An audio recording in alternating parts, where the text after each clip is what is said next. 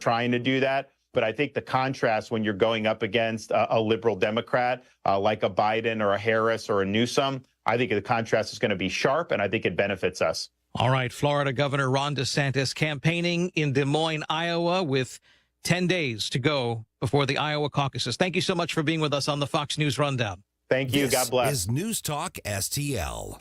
1019, 94.1, and newstalkstl.com.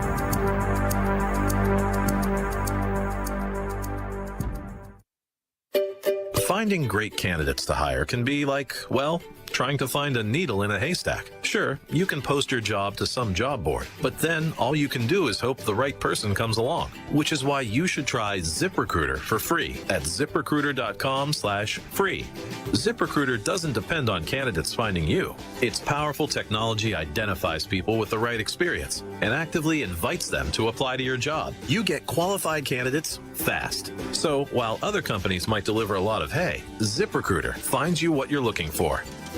The needle in the haystack. 4 out of 5 employers who post a job on ZipRecruiter get a quality candidate through the site within the first day. ZipRecruiter, the smartest way to hire. And right now, you can try ZipRecruiter for free. That's right, free. Just go to this exclusive web address, ZipRecruiter.com/free. That's ZipRecruiter.com/free. ZipRecruiter.com/free. You still thinking job change in the new year? Yeah, I need something that's in high demand and more stable in this economy. IT? Yeah, cybersecurity, maybe even AI. That's what I did. Really? How? Went to My Computer Career. You don't need any prior experience, and you could start your new career in a matter of months. A lot of IT pros go to school there, too, to level up. Sweet. Are classes online or on campus? Both. Wow, I'll check it out. Thanks. Make this your year. Take the free career evaluation now at mycomputercareer.edu. Financial aid is available for qualified students, including the GI Bill. Major phone carriers make you sign contracts with rigid data plans to trap you into a kind of forced phonogamy. Sounds pretty insecure if you ask me. At Consumer Cellular, we believe in a more consensual and healthy form of phonogamy, free of contracts and more flexible to your data needs. This way, you stick around not because we force you to with contracts and fees, but because you love our phone plans. Like ardently love our phone plans. Phonogamously. Consumer Cellular. When freedom calls, we're here to answer. Call us at 1. Columbo and Katie. Don't forget to mark your calendars and come see our band, Tony Colombo and the North County Sound Machine, January 27th at Westport Playhouse. Get your tickets now at westportplay.com. Weekdays at 2 on Newstalk STL. Hi, Sean Long for STL Fenceworks. STL Fenceworks is proud and excited to install American-made aluminum and vinyl fence products, as well as American-made decking. For instance, STL Fenceworks has teamed up with Jareth Manufacturing. Jareth invented the aluminum fence industry over 50 years ago. The Jareth product is wholly sourced and manufactured in the U.S., and STL Fenceworks is the third largest Jareth customer in the world. STL Fenceworks is vinyl fencing also, and not just white. We partner with National Vinyl Products to provide you with tan, clay, gray, and variegated wood grain vinyl fence products too, all made in the U.S. Not to be forgotten, STL Fenceworks is maintenance-free decking. STL Fenceworks is the #1 distributor of Wolf Cellular PVC in the Midwest, proudly manufactured in the U.S. and voted #1 maintenance-free decking product in the United States. Let STL Fenceworks make your outdoor space magical. Visit stlfenceworks.com today and learn how we can make your backyard dreams into a reality. At STL Fenceworks, your satisfaction is our passion. What's one of your favorite memories? That's a tough question. Well, there was this one time I went camping with my parents in a forest back when I was maybe like 8 or 9. And I can remember one night we were laying out in our hammocks and we were just, watching the trees rustling in the wind above us, and we could hear the sounds of the forest all around us. Frogs singing and owls calling and the creek running nearby. It was amazing. It felt like we were a part of it all. I don't know if I do it justice trying to describe it, but I'll definitely never forget it. Most of us have a memory of being in nature we'll never forget. Let's protect the world's natural places so more memories can be made for generations to come. Visit worldwildlife.org. the latest news. When you saw Speaker Mike Johnson come into the speakership, he made it very clear. We have to secure America's border first. This isn't about politics. This is about national security, and a secure border is national security. The news you need to know. I'm also here today to correct how the MAGA right has portrayed me for their political purposes. And the place to talk about it. Worried we're going to be stuck with Biden. 101.9 and 94.1. Right here. News Talk STL. Mug, pour yourself a beverage and join me for the all-new Fox News Saturday Night with Jimmy Fallon. Fox News Saturday Night with Jimmy Fallon premieres Saturday, January 13th at 10 p.m. Eastern, only on the Fox News Channel. Saturdays just got a whole lot funnier.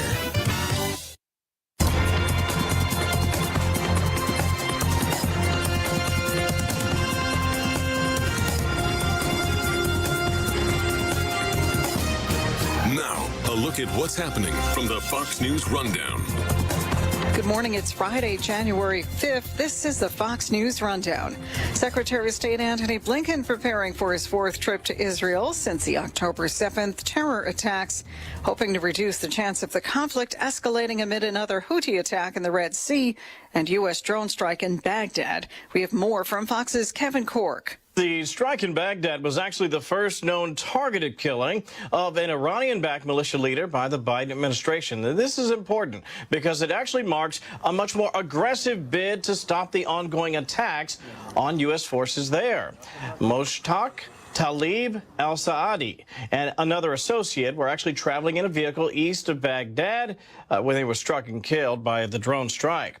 Meantime, strikes on commercial vessels in the Red Sea continue. That is despite warnings from the U.S. and the U.K. In fact, there have now been 25 attacks on commercial vessels in the Red Sea and the Gulf of Aden since the Houthis began attacks back in November. Turns out it wasn't Israel. A terror group has claimed responsibility for the attack in Iran Wednesday at an event honoring the Iranian general killed in a U.S. drone strike 4 years ago. Fox's Greg Palcott. On social media channels, ISIS, the so-called Islamic State group, said its two suicide bombers caused the chaos at a ceremony commemorating an infamous Iranian general. At least 84 people were killed, nearly 300 injured by the bombing in central Iran. The Sunni Muslim group ISIS once controlled large areas of Iraq and Syria, has been beaten back, but remains a threat, including to the Shiite Muslim regime in Iran. The general honored at that ceremony was Qasem Soleimani, who operated Iran-backed groups in the region, which were seen as a threat to the U.S., killed in an American drone strike some 4 years ago in Baghdad. And President Biden travels to Pennsylvania for a speech marking the anniversary of January 6th. The campaign event takes place at Montgomery County Community College near Valley Forge, where George Washington and the Continental Army set up camp during the Revolutionary War. The historical site is expected to serve as a backdrop for President Biden as he plans to discuss the events of January 6, which White House Press Secretary Karine Jean-Pierre calls horrific. January 6 was an unprecedented, certainly attack on our core principles in our democracy and the rule of law in our Constitution. Some Trump allies, though, have accused Democrats of election interference through criminal cases and attempts to remove the former president from the ballot in some states. In Washington, Ryan Schmelz, Fox News. I'm Sue Guzman on the Fox News Rundown.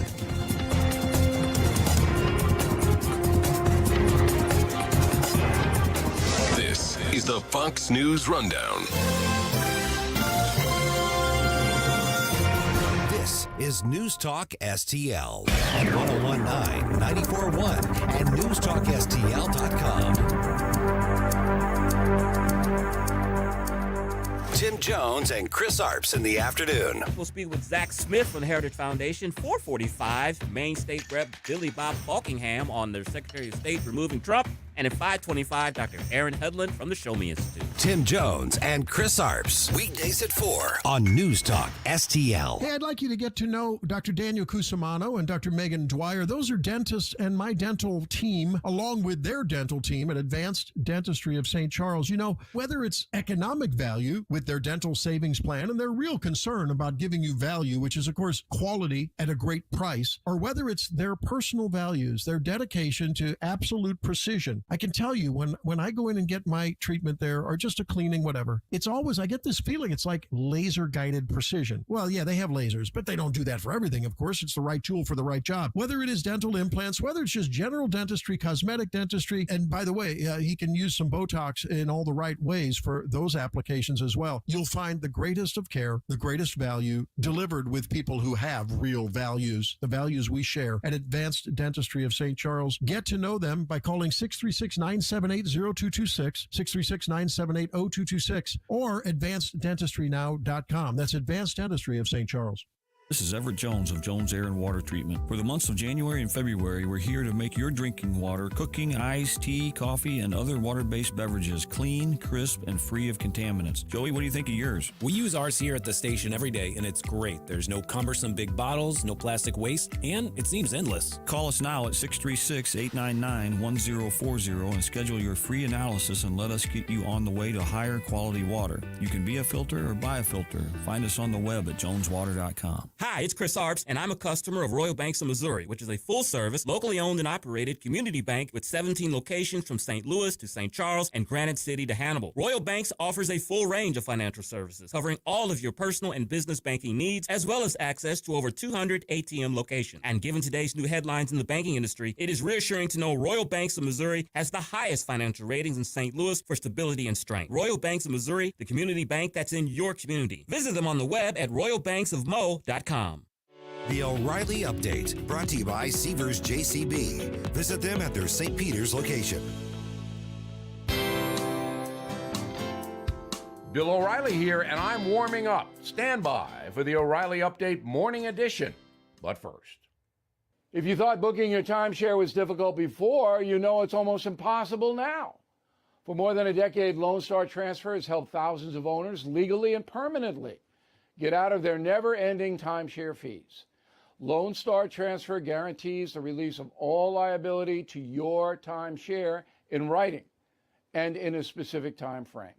For free, no-obligation consultation, please call 855-551-7066 or go to LoneStarTransfer.com. On this Friday, covering the presidential election this year will be challenging, as emotional lines have already been drawn, and media organizations really don't give a hoot about what is true or false. Unfortunately, many Americans don't either.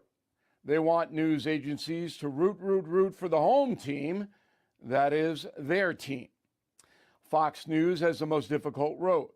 Its programming is stridently anti-Biden, but FNC management does not like Trump. The producers and presenters know this, so they have to be careful about what they say. MSNBC believes President Biden is not liberal enough.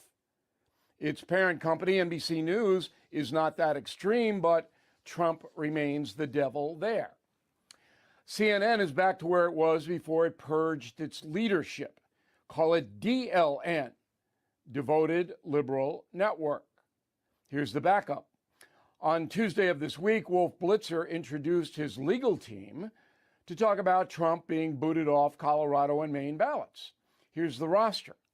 Andrew McCabe fired from the FBI for anti-Trump corruption. Marcus Childress, counsel for the Hate Trump January 6 House Committee. Carrie Cordero, who in May 2016 wrote a piece in a law journal saying Trump was unfit to run the government. Nice balance, Wolf. Lon Chaney Jr. would be appalled. Back after this. To avoid digital threats, turn on NordVPN. It's trusted by millions of users. Just visit NordVPN.com. One of the fastest VPNs on Earth will block web trackers, malicious websites, and malware-ridden downloads. It will also encrypt your internet traffic while maintaining a smooth connection. So improve your digital privacy and protection against hackers with one simple click. Get the special deal at NordVPN.com and enjoy safer internet daily. NordVPN. Cybersecurity built for every day.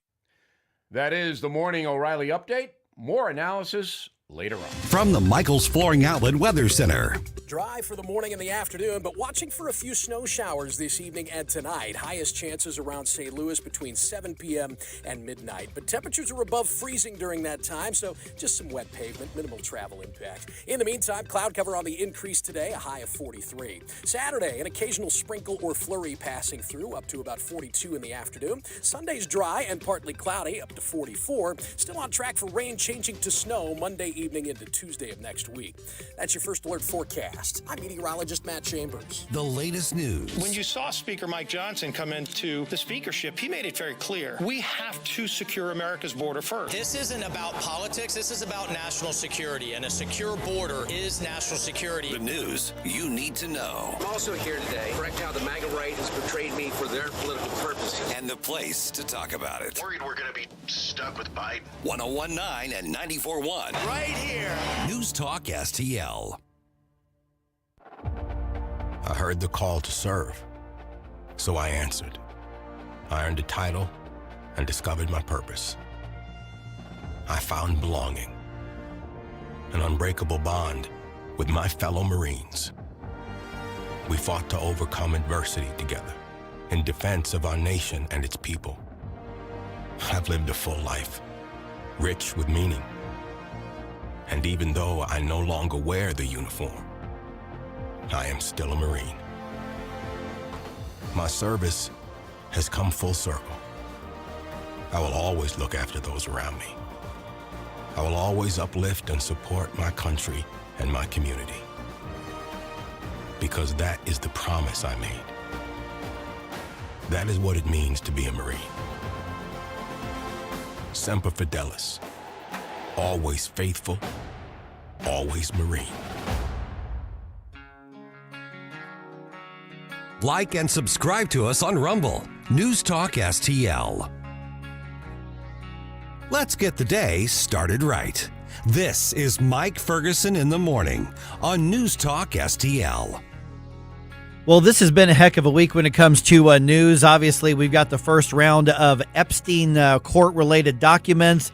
What's that going to turn out to be when it's all said and done? We really don't know yet, but I've got updates for you still ahead. The Missouri legislature is underway, and the Freedom Caucus already shaking things up. The establishment does not like the fact that they got the band together. That's going to be interesting. We're going to talk to our friend Paul Kurtman about that right around 6:05. Hey, good morning. Happy Friday to you. Mike Ferguson here. And, of course, on the Illinois side of the News Talk STL area, we've got just the opposite, the anti-Freedom Caucus, which you could call the Democratic Caucus.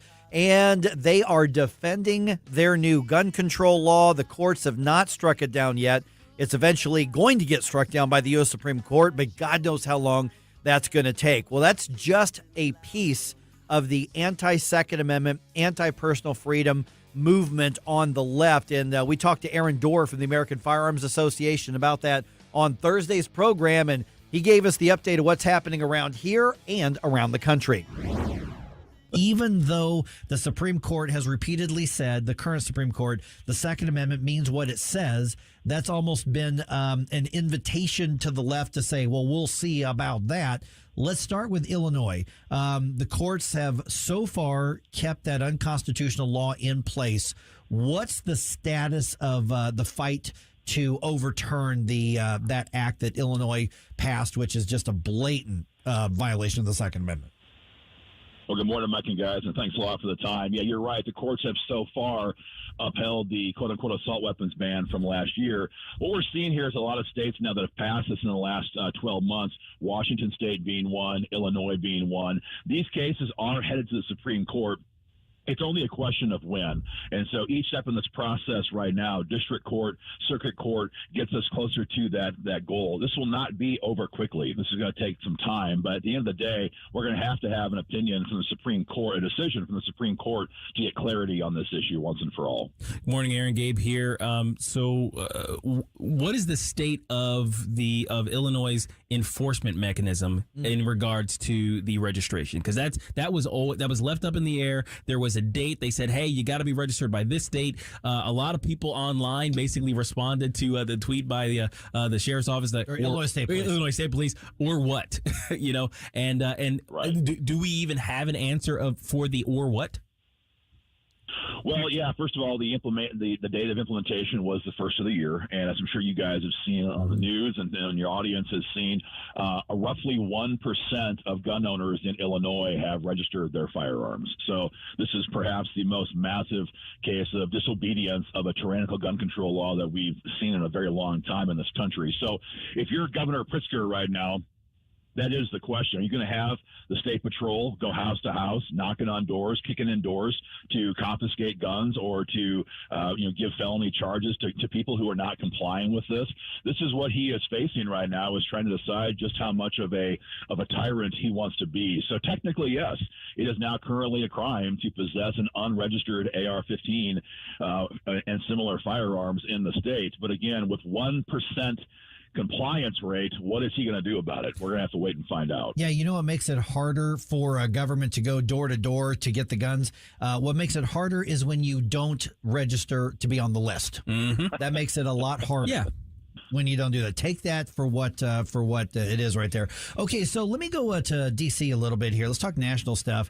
Chuck Schumer, once again, kind of amping up. I want to, ban weapons of war. We've heard all the trite phrases that he's using. Congressional Democrats looking at this. I don't know if they're looking at this as a winning campaign issue in blue states, but they want national laws to be front and center again. What's the status of what's being proposed right now?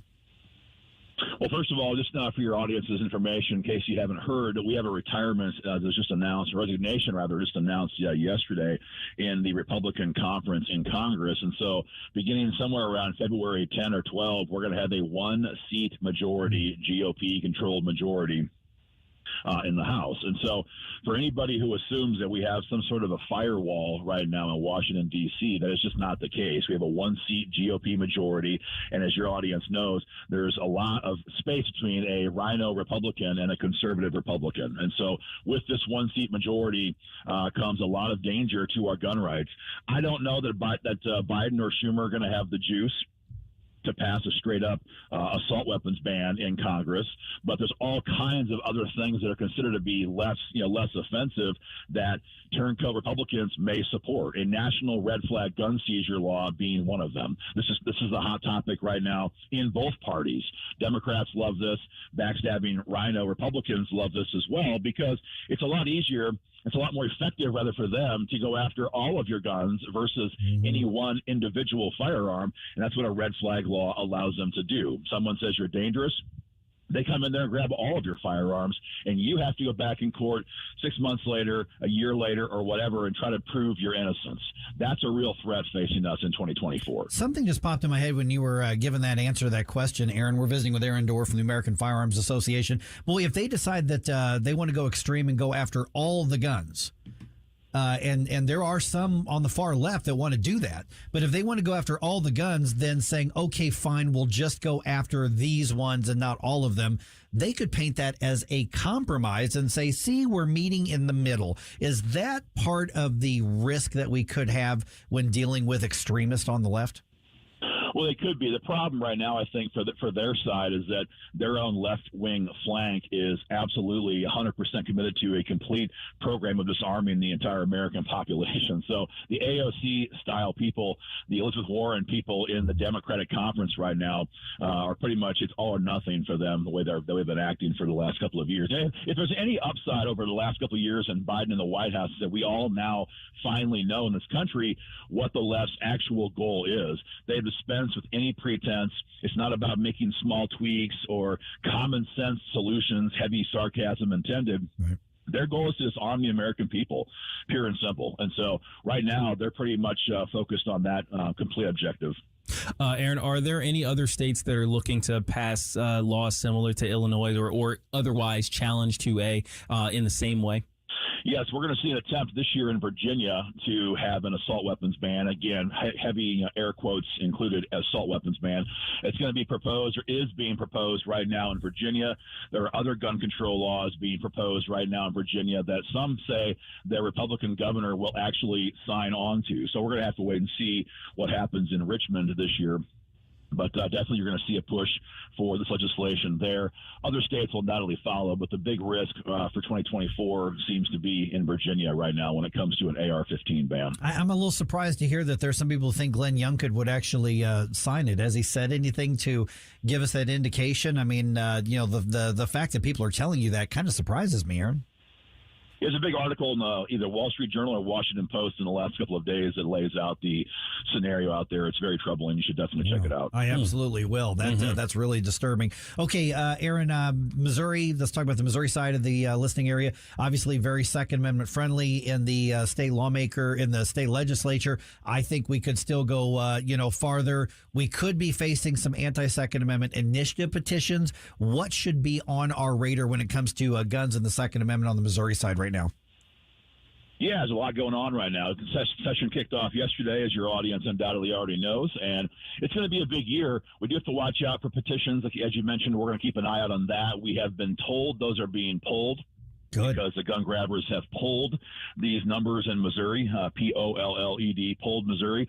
And I think it's a losing issue right now for their side, which is great, for the gun community here in Missouri. The question now becomes, what more can we do to expand gun rights in Missouri? And unfortunately, John Patterson, the House Republican majority leader, just announced last week that any attempts to ban red flag gun seizures is dead on arrival in their caucus this session. So we're seeing our Republican leaders in the House loudly saying that any effort to crack down on and ban red flag laws are dead.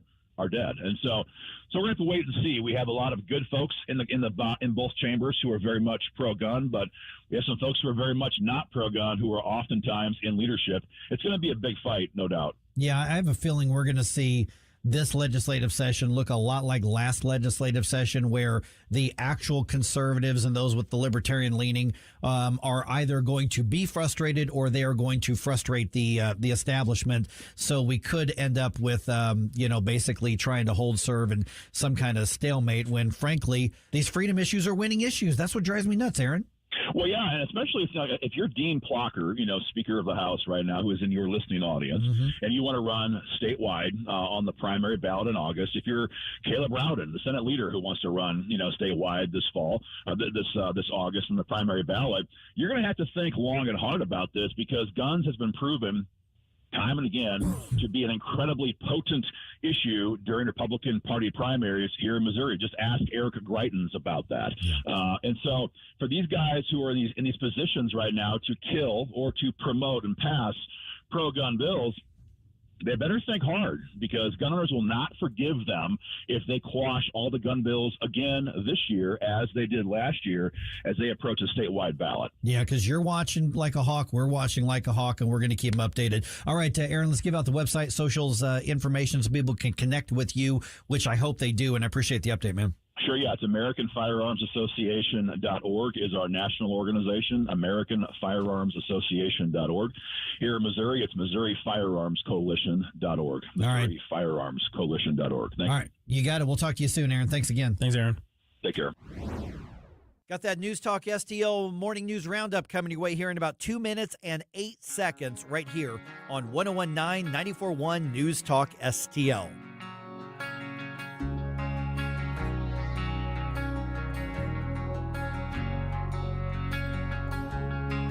Watch us on our live stream using Rumble, Facebook, and Twitter. Get up, St. Louis. It's Mike Ferguson in the morning.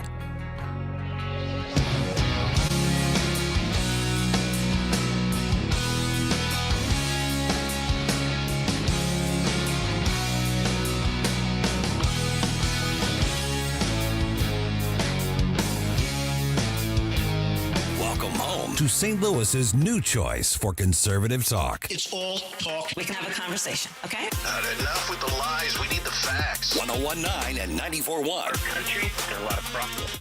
News Talk STL. News Talk STL is proud to have Doug Voss as part of our lineup every week. Doug has been a staple on St. Louis radio for many years as one of the leading financial experts in the area. You can hear Doug and Safe Money Radio 3 times every weekend on News Talk STL. And in case you miss anything, you can check it all out at DougVossSafeMoneyRadio.com. What else do our listeners need to know, Doug? Simply put, I focus on helping pre-retirees and retirees build, preserve, and protect retirement assets, and I've been helping my clients solve their insurance and financial needs for the past 33 years. I also strive to educate my clients on how to prepare for retirement, minimize the impact of market volatility on their assets, and deal with the challenges of increased longevity. Call me today at 844-676-SAFE. That's 844-676-7233. Doug Voss is a registered representative. Securities offered through DHL Securities, LLLP, member FINRA and SIPC.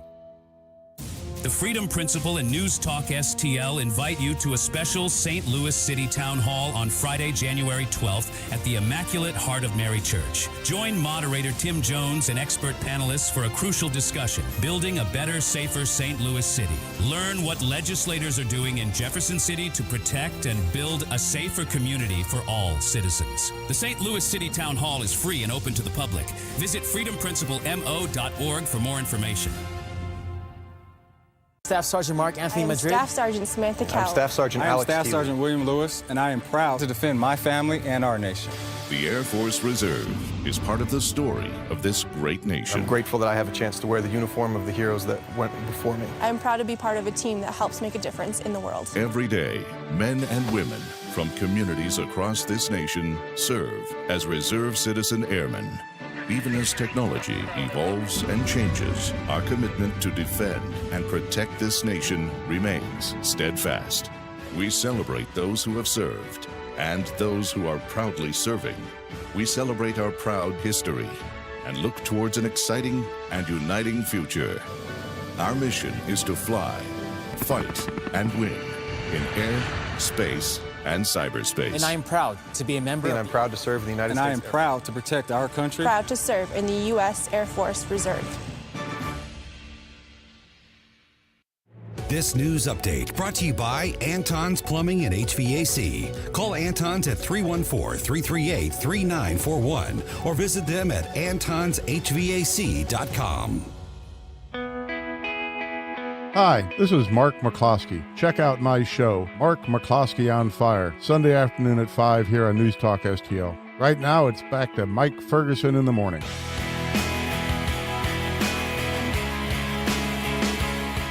All right, happy Friday. Get this, the St. Louis area is going to have at least one new representative in Congress next year. So I have to update my scorecard. You're going to have to. All right. Maybe two, but definitely we're going to make a change in one district. I'll tell you what that's all about here in a second. Also, guess what the local, and I'm using air quotes here, experts are trying to convince everyone to do again because 'tis the season for respiratory illnesses. Ruh-roh. Yeah. And the Blues start off 2024 on the right foot, or skate. Oh, that's good. Yeah, got some good news there. All right, it is 5:52 right now. That's Del Ponticus. My name is Mike Ferguson. It is, well, here's where we're going. All right, I'm going right to it. The St. Louis area is going to have a new congressperson next year, period. We are going to have a new one. Congressman Blaine Luetkemeyer announced yesterday that he is retiring at the end of this term. Now, he was first elected in 2008, and of course, he represents the 3rd District. The 3rd District is considered a very safe Republican district, so this is one of those where the Republican primary will pick the next Congress critter. Rumor mill has already started turning out possible candidates. Media, people who want to run out and show how smart they are saying, here are the possible candidates, and the media people who are doing that have no more knowledge than the rest of us. As a matter of fact, I came to you, Stel, when I saw that news, and I immediately said, you know what? I have a feeling I know what's going to happen. I bet you that this person's going to stop that campaign and run for this seat. Mm-hmm. Hours later, that very person said, absolutely not. I am not running for that seat. So we don't know that much more than anybody else.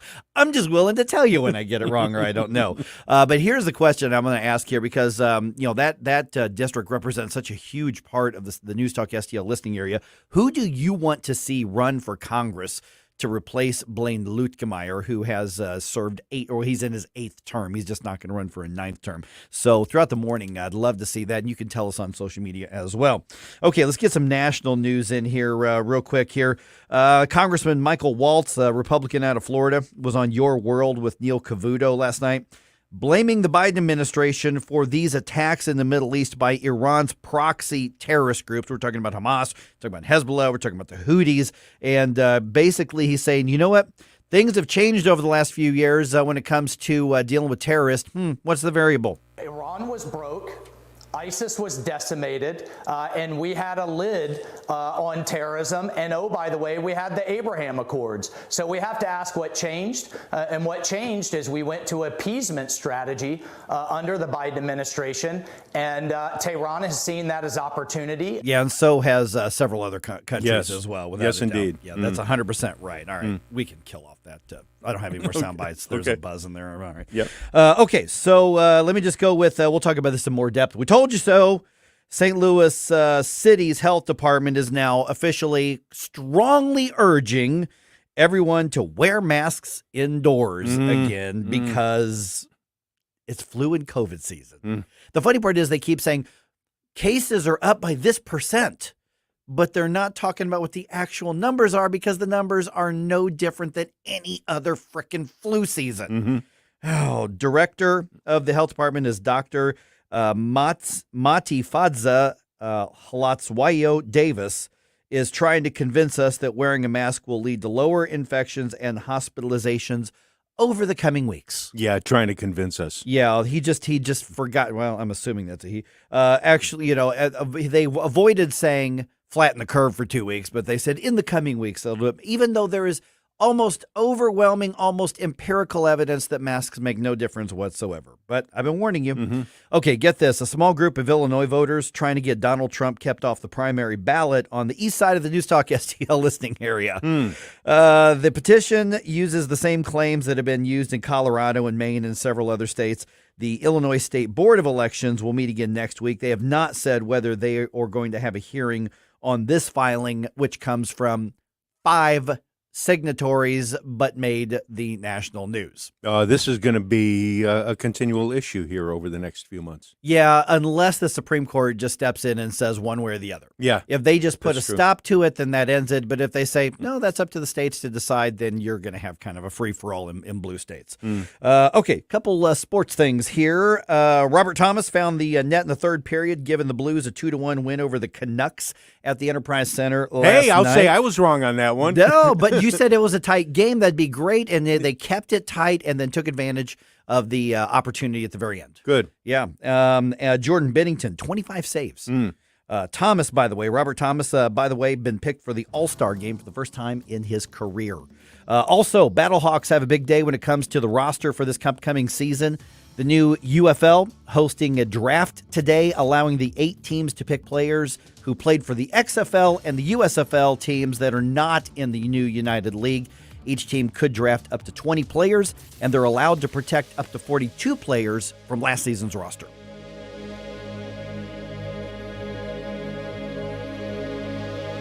It's been a very busy year for Wellington Environmental. Tom and his staff had traveled all over making sure that minor issues don't become major disasters. Then there are the times Wellington is called in for emergencies, but nothing Wellington hasn't seen before. They have certified inspectors, chemists, scientists, environmental planners, and that's just some of their expertise. That is why the St. Louis Business Journal gave Wellington such a high ranking. So what will 2024 bring? No one knows, but if you take time to visit the Wellington Environmental Facebook, you're going to see things that might explain health issues at your home or business, affecting you, your family, clients. Wellington Environmental Facebook. Tom Wellington and the entire staff wish you a blessed 2024. Your world, cleaner, better, safer. So, as always, be well with Wellington. Contact Sievers JCB now to take advantage of Section 179 of the IRS tax code that may entitle you to deduct the full price of qualifying equipment purchased or financed during 2023. Add to that JCB's incredible end-of-the-year financing opportunities, cash incentives, and rebates. There's never been a better time to own a JCB. Call Sievers JCB before year-end tax savings and financing offers expire, or visit online at sieversjcb.com. Are you a natural leader driven by the desire to make a lasting impact? Is your deepest calling to be an elected official making a real difference? Now, picture yourself with the power to shape the future in St. Louis City. St. Louis needs your leadership now more than ever. The urgency is real. The Republican Party, City of St. Louis can help you file, be your guiding force, and support you during the campaign. Contact stlouisrepublicans.com and step into your destiny. Paid for by St. Louis City Republican PAC. Curtis Farber, Treasurer. KLGY HD3 Clayton, K270BW Bellefontaine, KNBS Bowling Green. This is News Talk STL at 1019, 94.1, and always streaming at newstalkstl.com. News this hour from townhall.com. I'm Rich Thomason. The Republican-led House Oversight and Accountability Committee hasn't forgotten about Hunter Biden. Chairman Comer this week indicated on X, formerly known as Twitter, that the House Oversight Panel will soon initiate contempt of Congress proceedings against Hunter Biden after he defied a subpoena to sit for a closed-door deposition last month. Instead of taking part in the interview, the first son arrived at the Capitol and read a statement to the media outside, openly defying his subpoena. Hunter Biden insisted he would only testify in a public hearing. Edwin Mora, Washington. They've canceled classes today at schools in Perry, Iowa, following yesterday's shootings at the high school. A 17-year-old killed a sixth grader, wounded 5 others before taking his own life. This week's American drone attack in Iraq has killed the leader of an Iranian-backed militia group. He was in a car near Baghdad when the drone found its target. Visiting Valley Forge, Pennsylvania, President Biden today will mark the 3rd anniversary of the January 6th riot. The president intends to use the campaign event to make the case that American democracy is at stake in the November election. Biden campaign officials say the president will characterize Trump as a serious threat to the nation's founding principles, pointing to the January 6th, 2021 riot at the U.S. Capitol. Meanwhile, the Trump campaign argues that Joe Biden and his allies are a real and compelling threat by using the legal system against the former president. Greg Clugston, the White House. Inflation appears to be on the rebound in Europe. After 7 straight months of decline, inflation rose 2.9% year over year in December. Stock futures lower this morning on Wall Street. The Dow futures are down 106 points. NASDAQ futures off 65. The S&P futures down 15. More on these stories, townhall.com.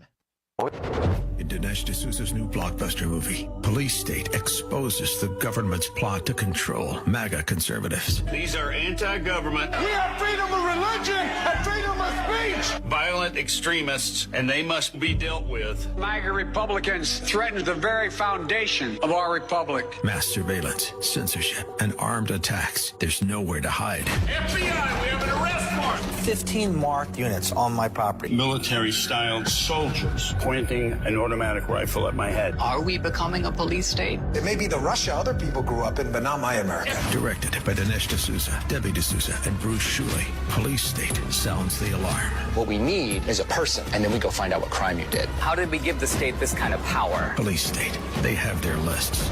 Are you next? If they're coming for me, they're coming for you. Police State. Buy it or stream it now at salemnow.com. salemnow.com.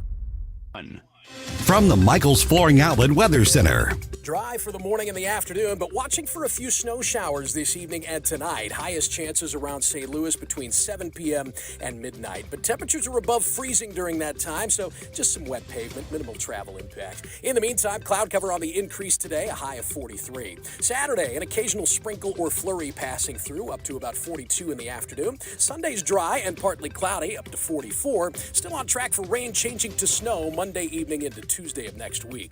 That's your First Alert forecast. I'm meteorologist Matt Chambers. This hour of News Talk STL brought to you by Chris Cooper and Serenity Wealth Management. Discover little-known strategies that could be the difference between choosing the care you deserve or having someone else decide it for you. Get a free copy of Chris's book at serenityltc.com. If you're living with diabetes and using insulin, you know the pain of pricking your fingers over and over again. Ouch! Well, by wearing a small remote device called a continuous glucose monitor, or CGM, you can reduce the pain of pricking your fingers. If you administer insulin 3 or more times per day or use an insulin pump, call now and learn how a CGM can help you. Painless. No more pricking my finger. No finger pricks. Convenience. They delivered it free and they took care of all the paperwork. You can reduce pain right away. Plus, it's accurate, easy to use, and helps you spend more time in range. And if you have insurance, you can get a new CGM at little or no out-of-pocket cost. Call now and get free shipping of your new CGM. Plus, we'll bill your insurance for you. 800-432-8150. 800-432-8150. 800-432-8150. That's 800-432-8150.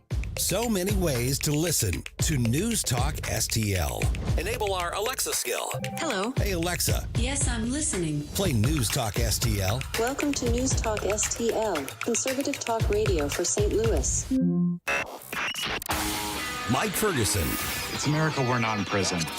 Gabe Pfeiffer. Are you kidding me? Get up! Get up! Can't you hear the alarm? Get up, St. Louis. Yeah, it's kind of a thing.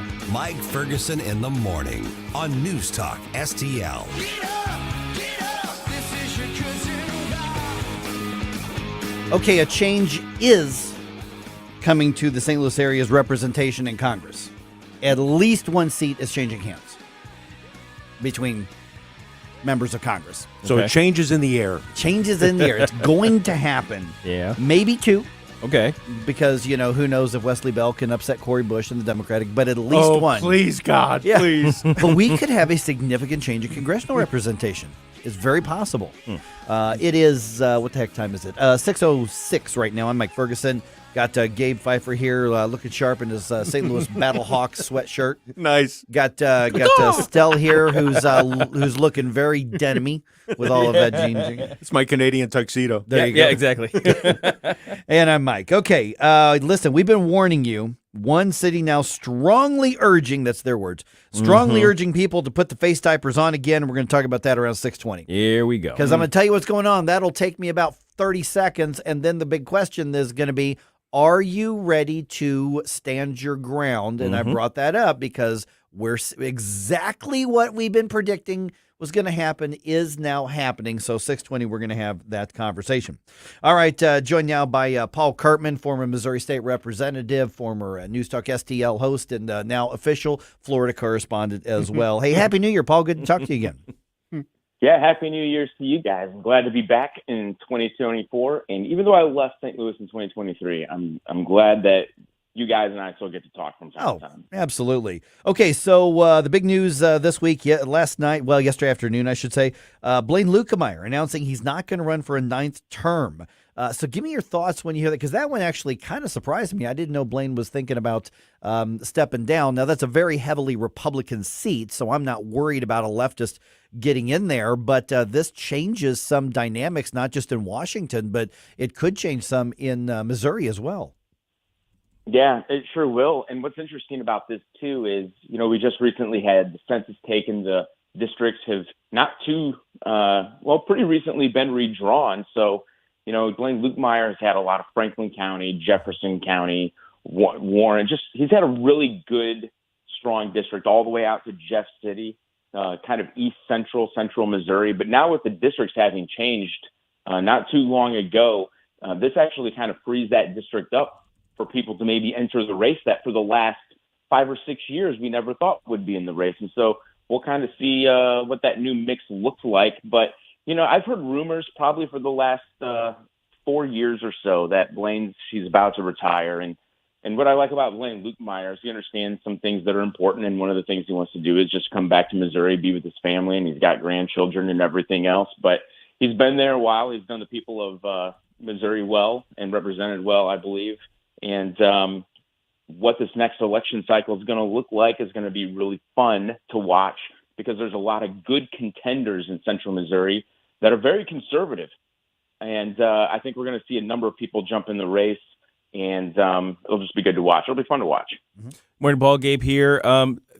In addition to Luke DeMeyer, I think there are other congressional members, both at the state level and the federal level, who are kind of punching out. We've got a number of retirements, people not seeking re-election. Is this are you detecting anything new and different about this round of that sort of thing, or is this kind of par for the course? People just saying, you know what, I'm done. I'm going back to the farm, or what have you. Yeah, I was talking to Jason Smith, Congressman Jason Smith, who represents in Southeast Missouri, and maybe about 3 or 4 years ago, he said that he made the comment. He said, guys, I could be the dean of Missouri's congressional caucus within the next 2 years. And what that means is that he would be the most senior member of Congress from Missouri. Now, of course, we have Eric Burleson, and we have a new congressman, not just Congressman Burleson, but Mark Alford out in Kansas City. So that's changed up already a little bit. But now Blaine Lukemeyer, Sam Graves to the north, Ann Wagner, Ann and Ray, I think, probably have other things in life that they want to do. They have a large family as well. I don't know how long Ann is planning to stay there. But we could see what Jason kind of signaled a couple of years ago, that things were really going to be able to turn over in Missouri. And so by 2024 election or 2026, I don't think it's unreasonable to think that we might have a completely brand new delegation altogether. Wow. Now, Ann has said she is running at least this time, but after that, we'll see. So Emmanuel Cleaver over in the Kansas City area is the longest serving member, if I'm recalling correctly. And so Blaine Lukemeyer was the second longest serving. And because I think Sam Graves got elected the election right after him, or maybe it was right at the same time. But yeah, it's going to be interesting if there's a lot of new faces in there. We're visiting with Paul Kurtman. Paul, let me tap into your experience from the state legislature. It took a matter of hours for the Freedom Caucus folks and the establishment GOP leadership to start feuding again in the legislature, literally to where the state Senate on the second day shut down after about an hour. And so I don't think that bodes well for what we can expect this year. But we've got, is it a clash of principles? Is it a clash of personalities? And if this is happening within the first 2 days, the bigger question is, how can we get good stuff done? I mean, we can obviously stop bad stuff if things grind to a complete halt. But how can we still get some good things done if things are starting off in a deteriorated way? Yeah, I'm not ready at this point to say that the Freedom Caucus in Missouri is I guess you could say, throwing Molotov cocktails and spoiling the legislative session. We've seen that in the past, no doubt. But the Freedom Caucus in Missouri now is coming under some new leadership. There's more structure behind it. And so since the legislature just now opened up, one thing that we might be seeing here is just part of a longer term strategy. Sometimes it's important to flex right at the very beginning just to make sure that people get your attention. There's no bills on the floor yet. The agenda is still being drafted. So if they're going to flex at any time just to let people know we're here, we mean business, and we can shut something down if we need to, the state Senate is the place to do that. And the earlier in the session they do that, the more leverage they're going to have for the rest of the session. What we've seen in the past, though, is we've seen the Freedom Caucus members go in, the Conservative Caucus members go in, all kind of like, we want to all work together. And then you quickly realize within a matter of months that the establishment's not going to work with you. And so then you have disruption and you have people trying to fight and claw back a little bit of their power as the session goes on. And that really spoils the session because things are already in play. There's already committees working on bills and passing different priorities. So for them to do that early on might just be part of their strategy, just to make sure that they're able to grab and hold a little bit of ground before any bills are even sent to committee. Good morning, Paul. Stell here. By the way, Happy New Year to you, buddy. Thank you, Stell. You too. With your experience in the Middle East and with the situation heating up a bit, especially around the Red Sea and the Straits of Hormuz, Suez Canal, et cetera, your thoughts about what's going on over there since you have experience in that area? Yeah, so I actually have a pretty deep experience, specifically the Red Sea, Straits of Hormuz, Gulf of Arabia area, especially where it comes to Iran. One of my last active duty missions was providing force protection operations on ships and U.S. naval installations in that specific area. And when I was over there, the Iranian Navy would constantly harass us. I mean, it was nothing to have one of their planes fly 400 or 500 feet over the deck of the particular vessel that I was on. And so to know that they're still doing that, I think we're just starting to see it a little bit more in the news today. What I think is really interesting, though, is you have ISIS, the Islamic State, who's launching attacks within Iran. And so I think that that's really going to complicate these Iranian-backed militias who are being directed to attack U.S. bases or vehicles or whatever, because now they have another fight coming at them from within. And it's not little either. They have killed lots of people. They've caused lots of destruction just in the last few months, and that's the Islamic State. So it's going to be interesting to see how they respond to that and try to continue some of these attacks and harassments on U.S. installations and U.S. personnel. Okay, Paul, since you've got the military experience and we don't here, when we see, because in the news roundup a little bit ago, we were doing a story on the Houthis and Hezbollah and all the others, basically harassing and attacking, vehicles, U.S. military vehicles and sites and different interests. None of them have been massive attacks, and the U.S. has basically swatted them away. But they keep doing it because we don't have a big response. Are they feeling around the edges, maybe looking for, okay, when do we really launch something big, or is this the best that they're going to do? This may be the best that they're going to do, because we've seen this has been happening for decades now. We had a U.S. naval warship recently shoot down a handful of drones that were piloted by Iranian military or Iranian militias. And so this is new. When I was in, we had drones, but we weren't shooting them out of the sky, and we weren't being harassed with drones, like actual U.S. or with actual military drones. So that's happening now. So it seems like there's a smaller escalation in force, but it might just be because they have more hardware. They haven't put any piloted people in the air to launch any attacks on U.S. ships. I mean, they did recently release some drone footage, some surveillance footage of one of our warships. And it was funny how they put the video out. They put it out like, hey, look at this, guys. We got these pictures of you, and you didn't even know we were there. And I'm thinking to myself, no, we knew you were there. Like, we have let them come within so close of us. But I think that it's just more fringe movement. It's more you might call it reconnaissance by fire. They want to push the envelope. They want to see what they can get away with. But they're not at the point right now, I think, where they're wanting to start launching a bigger, larger scale attack. If they do that at all, they're going to do that by using their militias. They're going to do that by using these Iranian-backed terrorist groups that they've used for a long time, because they want to have a little bit of deniability also. All right, Paul Kurtman, people want to get in touch, especially, I know if they want to work with you on finances or get your thoughts on that. What's the way to do it? We've already tagged you on our social media, but how do they get in touch? Yeah, they can just find me at Paul Kurtman. It's 2024. If anybody wants a free portfolio review, because the markets have been so wild over the last 2 years, they can find me at prkurtman.com. All right, Paul, good to talk to you again. Again, Happy New Year. Thanks for being on. You got it. Thanks, guys. Thanks, Paul. All right, just ahead here, and I know it's a little bit early, but I'm curious. 314-912-1019. We are being told by one city in the metro area to mask up again. It's not a mandate, but they're saying they strongly urge it, and they're asking businesses to require it. Are you ready to stand your ground? I'll give you the details at 6:20. And also, of course, tomorrow, a big day in history. I think we do need to talk about what happened on that day in history tomorrow, right here on 101.9 94.1 News Talk STL. For podcast articles and more, find us on newstalkstl.com.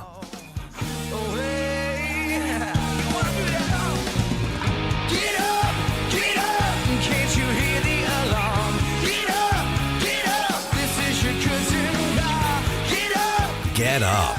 It's Mike Ferguson in the morning. Get up,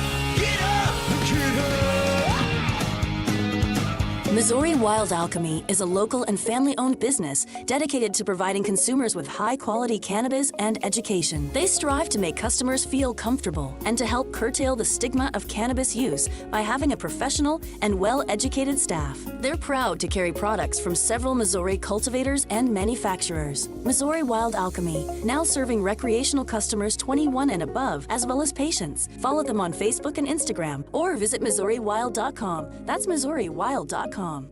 Hey, it's Tony Colombo. The new year is upon us, and the cleaning pros at Zero Res are starting things off with a bang with what I think is their best offer ever. Book a cleaning in January and mention the Colombo special, and you'll get 3 rooms of carpet cleaned starting at just $119, plus you can take $50 off an air duct cleaning. We trust Zero Res with our home, and after you take advantage of this amazing special, you will too. Just remember to mention the Colombo special when you call 314-474-2020 or book online at ZeroResSTL.com. And he ain't wearing no clothes. Oh, yes, they call him the street.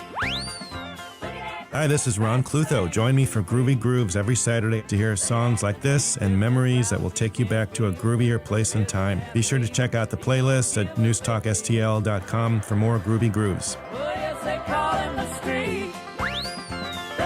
And now for something completely different. I am stuck on Band-Aid, 'cause Band-Aids stuck on me.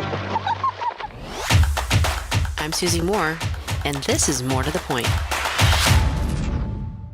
Joe Biden may not have coined the phrase, though he's liable to claim he did. But his infamous warning to Americans to gird their loins ahead of Barack Obama's presidency wasn't just another one of his trademark gaffes. It may, in fact, have been an eerily prescient warning looking a decade plus into the future, only it was his own presidency for which we apparently needed to prepare and protect ourselves. There's another reason to brace yourself, though, as we head into 2024.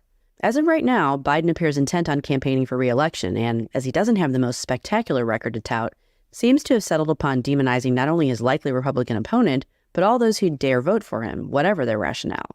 Just ahead of his planned speech to mark the 3-year anniversary of J6, or what the left treats as eternal political giftmas, Biden's campaign is out with an ad that warns darkly of an extremist threat to our democracy, as we're shown jarring images of J6 in Charlottesville. Perhaps channeling another former Democratic senator who became vice president and later president, Biden's apparently taking the fear tack, hoping to scare a heavily disapproving electorate into voting for him anyway, lest they be mistaken for scary extremists who hate democracy. Gird your loins, you bitter clinger deplorables. Dark Brandon's making his move. Susie Moore is Deputy Managing Editor for RedState.com. For more to the point and everything Susie Moore, log on to RedState.com. Follow Susie on Twitter at SmoozyQ and keep listening to 1019 and 94.1 News Talk STL. This hour of Mike Ferguson in the Morning is brought to you by Stifel. Request a portfolio review from your Stifel financial advisor at Stifel.com. That's STIFEL.com. Hi, it's Dan Bongino here, and I'm proud to be on News Talk STL every weekday from 11 to 2. Right now, you're listening to Mike Ferguson in the Morning. Open my eyes to a new kind of way. All the good times that you say. All right, the so-called experts in St. Louis City are back at it, Gabe. Yeah, they're doing the thing. Doing the thing. Okay. They say everybody should go back. They're strongly urging, their word, strongly urging everybody to go back to what did not work before. Yeah, okay. I get it. Talk about that here in a second. All right. Hey, Stella and I were actually talking about this just before you got in a little bit ago. Our weekend lineup, I have been in this broadcasting business for like 28 years. I have never seen a weekend lineup like we've got. You know, you can double that for me, and I agree the same. Oh, my goodness. The same. Yeah, don't forget, Randy Tobler's show, Saturday morning from 6 to 9. It's live. By the way, speaking of programming, a little birdie told me that there might be a very cool announcement regarding News Talk STL, our lineup coming in the next couple of weeks. Oh, wee-wee. Yeah. Mm-hmm. Yeah. So I'm saying, pay attention. You have my attention, sir. Yes. So we'll have that in a couple weeks, I hope. All right. And the bosses are like, shut up, Mike, we're not. Okay, here we go again. The city's health department, St. Louis City's health department, says You should mask up again. I told you. What did I tell you? Didn't I tell you? 'Cause I told you. Mm-hmm. And when did I tell you? A long time ago. And what did I say will happen when I told you? Exactly what just happened. Yeah. We have been warning you. We told you.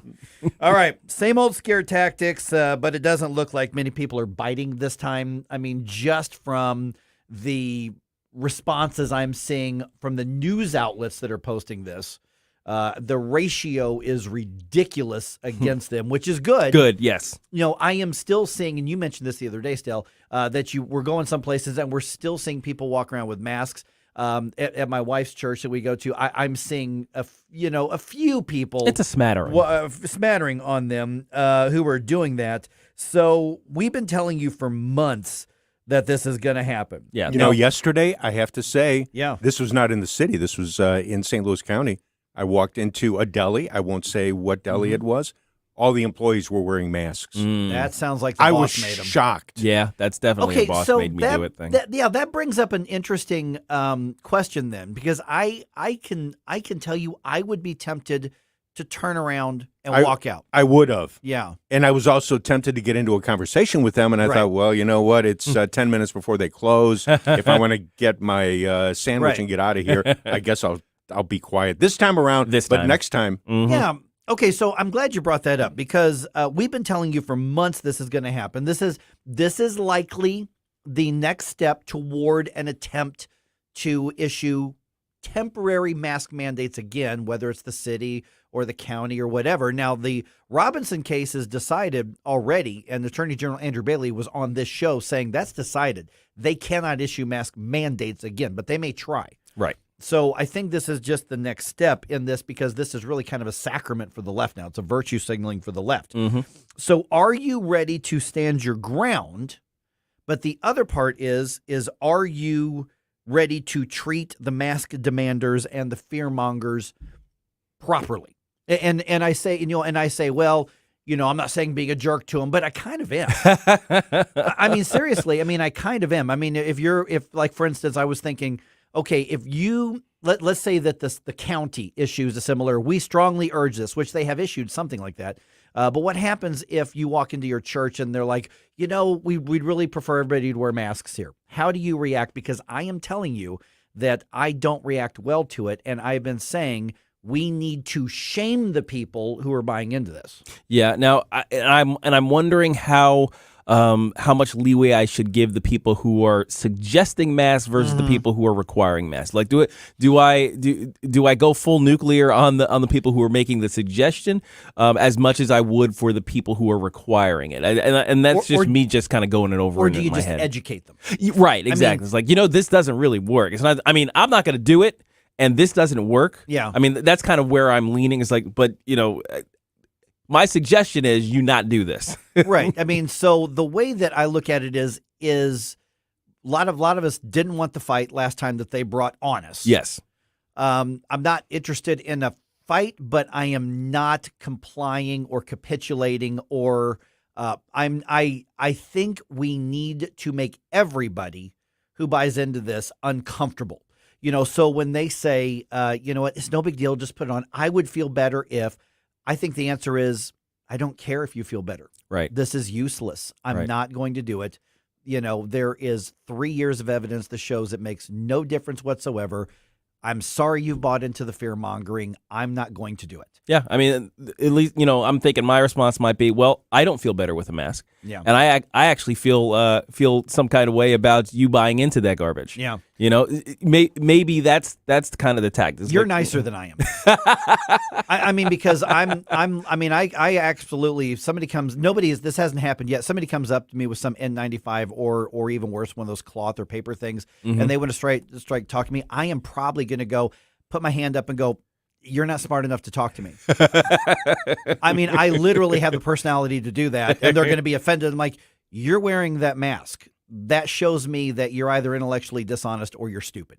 Yeah, I think in many ways, I can sense that this is kind of a reaction that they brought on themselves because of how confrontational the masking people were. About how belittling the masking people were during the COVID period.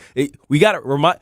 I'm just trying to remind you guys how put upon we were during that period. Now, here's where, so I'm not saying go low like they did. Right. I'm not going to go find somebody wearing a mask and go out of my way to accost You them. don't confront people, that way. But if you bring it to me, you're going to get a stern and rude response. Now, I'm not going to yell. I'm not going to scream, nothing like that. But you're going to know I think you're an idiot or I think you're intellectually dishonest. Right. I mean, it's not going to be just a polite no thank you.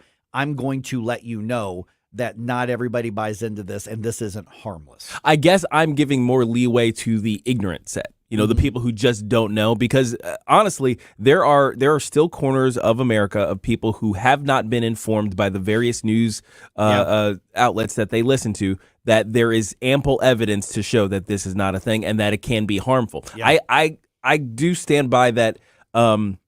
There are still a good portion of America who have been lied to, are continuing to be lied to, and they don't know any better at this point. So I'm giving them a little more leeway just because they're living in a silo too. So it's our job, I think, to educate them, to inform them. Yes. And I'm done after all these years being nice about it. Yeah. I'm done just walking away. So I'm going to stand my ground. I'm not going to pursue you. I'm not going to go be an a-hole. But I'm not interested in having a polite conversation about it. Now, this extends to businesses as well, in particular, because when you walk in and they say, "Hey, please put on a mask" or something like that, and you say no, and they make a big deal about it. That's their problem. I mean, it just comes down to my standard question is going to be, do you want my money or not? Well, we require this. Okay, I will not be back. Right. Ever. Yeah, exactly. You know what? I'm kind of looking forward to it now. Now that you guys are discussing it. You're getting all ginned up. I'm visualizing walking in, and I may do it at that deli again the next time I go in. If they say something to me, I will just turn around and walk out. Yeah, absolutely. Exactly. And I think that's the thing. You need to war game this stuff in your head. Right. You have to prepare. You have to know exactly what you're going to say when something like this happens, because I think we got caught off guard during the COVID thing. People are like, just put on a mask, and you're just like, being non-confrontational, people generally don't want to fight. So when the person comes with all that energy, it's like, you have to put them in. Whatever, fine. I need you. I'm just here to get my Cheerios. Yeah, yeah. And the answer now is no. Exactly. I'll get my Cheerios elsewhere. We're right. This isn't even about health. This is about control. We know that. It's about fear. So don't do it. Okay, I know we got to get to a news. We got to get to an information segment here in a second. I did want to mention, today's January 5th. Obviously, tomorrow, big day in history as well, and people will be talking about it, and people remembering the event, the momentous event that happened on January 6th in the past. And I do appreciate that people are still having those conversations of what happened. Yeah, it is an important topic. It is, and.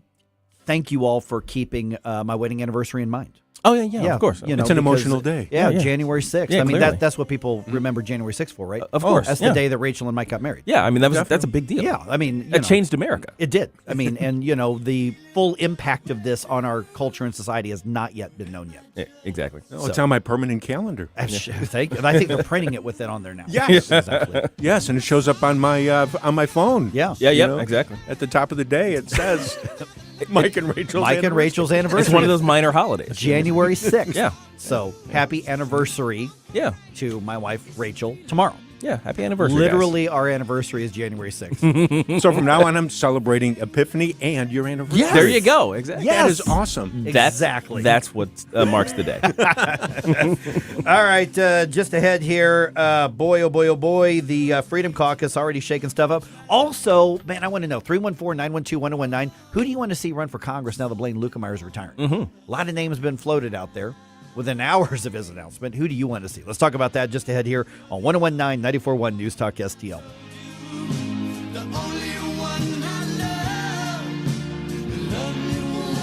Like us on Facebook at News Talk STL.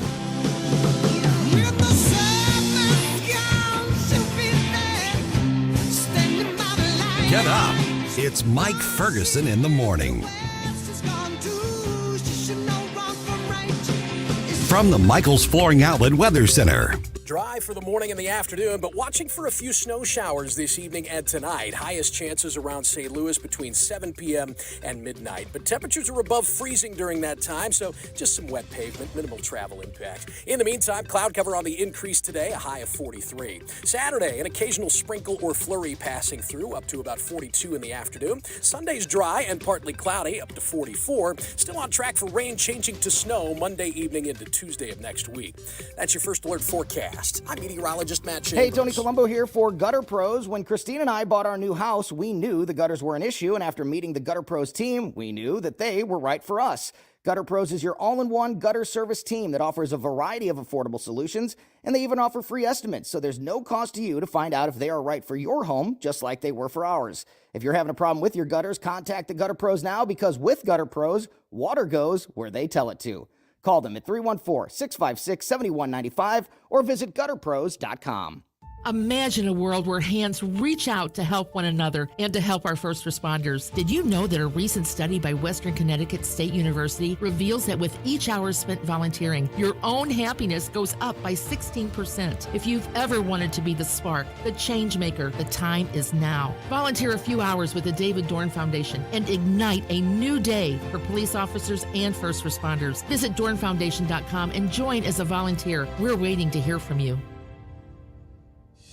Sundays at 5 on News Talk STL. All your hard-earned tax dollars and mine are going to fund illegal aliens who come across the border penniless, jobless, skillless, and they're given a cell phone, an identity, and a cash stipend every month. Mark McCloskey on fire. That beats your Social Security income if you should have the good nature to work your ass off your whole life and retire. Mark McCloskey on fire. Sundays at 5 on News Talk STL. Brought to you in part by Modern Weapon Systems in Fenton. The Vic Porcelli Show. If there's anybody that might have some kind of insight on whose name is in those 900 pages about Jeffrey Epstein, that would be Larry Connors. Mr. Connors' Neighborhood, 9:25 on Friday. Weekday mornings at 9 on News Talk STL.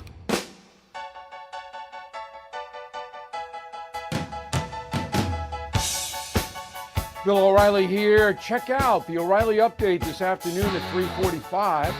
Right now, it's back to Mike Ferguson in the morning on News Talk STL.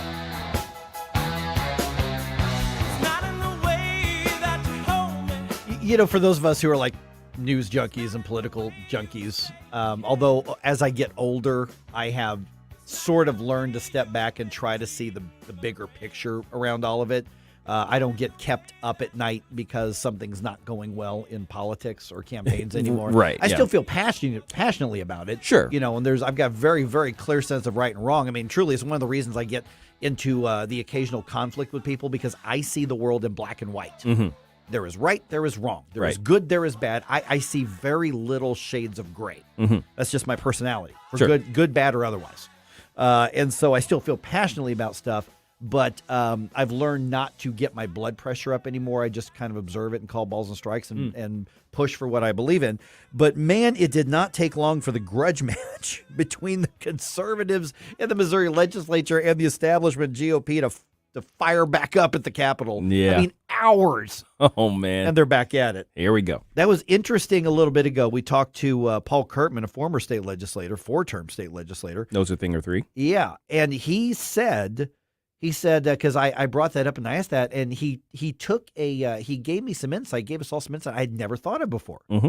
And he said it might be worth the Freedom Caucus's time to flex their muscles early, let everybody know they mean business, and disrupt now. Yes. So that they, increase their ability to steer legislation. Mm-hmm. It could also be that there's a lot of moderates and squishy establishment types who are just mad at the conservatives holding the line too. I don't know. Yeah. By the way, at 8:05, of course, we know about the Freedom Caucus in Missouri. They're having their formal launch events today, so they're like officially kicking off today. Official. Yeah, the president of the Freedom Caucus Network nationally, Andy Roth, is going to be in studio with us at 8:05. All right. Yeah, so we're going to talk about that. By the way, our weekend programs, I've mentioned before, the Right Mind Show with Todd Showalter, that is Saturday afternoon from 5 o'clock to 6 o'clock. It is going to be unlike any other talk show. If you haven't checked it out yet, please go do so. Clearly unlike. Yes, 6:37 right now. Gabe Stelmike, that's who's in here right now. Okay, so the Freedom Caucus and the Missouri GOP establishment already stalemating. Okay, already. We all knew they were going to get to the feud. Mm-hmm. I guess we figured that, like a pro wrestling storyline, they would build it up a little bit. Right. But they just kind of did a run-in. It's already there. Well, it's not the little arm lock thing. No, it's not. It's even worse. Yeah, yeah. Okay. They haven't gotten the chairs yet to hit each other with. All right. But they've definitely they're going off the middle rope. Okay. Middle rope. Not top rope. Not top rope yet. We're going to get there. But also look at the media coverage of all of this. And here's what I want you to look for. I want you to look for the fact that the media and politicians are looking for ways to smear the more dedicated, uncompromising conservatives. Yes, because that's standard operating procedure. And I'm saying uncompromising in a way that you take it however you want. I don't necessarily think that's always a bad thing. Right. Yeah. Especially in this environment, I think the environment is one that requires it requires that these lawmakers be uncompromising on the right, because we've been slowly ticking our way towards the left for so long. The only way to pull things back, to claw things back, is to be uncompromising on the right. So when you're looking at the media coverage, look for words like extreme. Mm-hmm. Look for words like far right. Yes. Which, by the way, when you talk about the extremes on the left, Carla May, Stephen Weber, some of those, you're never going to hear them say far left or extreme. No. Those are words that are only used for people who would be attracted to, like, the Freedom Caucus, to Andrew Koenig and Nick Schroer and Bob Onder and Bill Eigel and lawmakers like that, who are what we used to call just very conservative. Yes, or somewhat libertarian as well.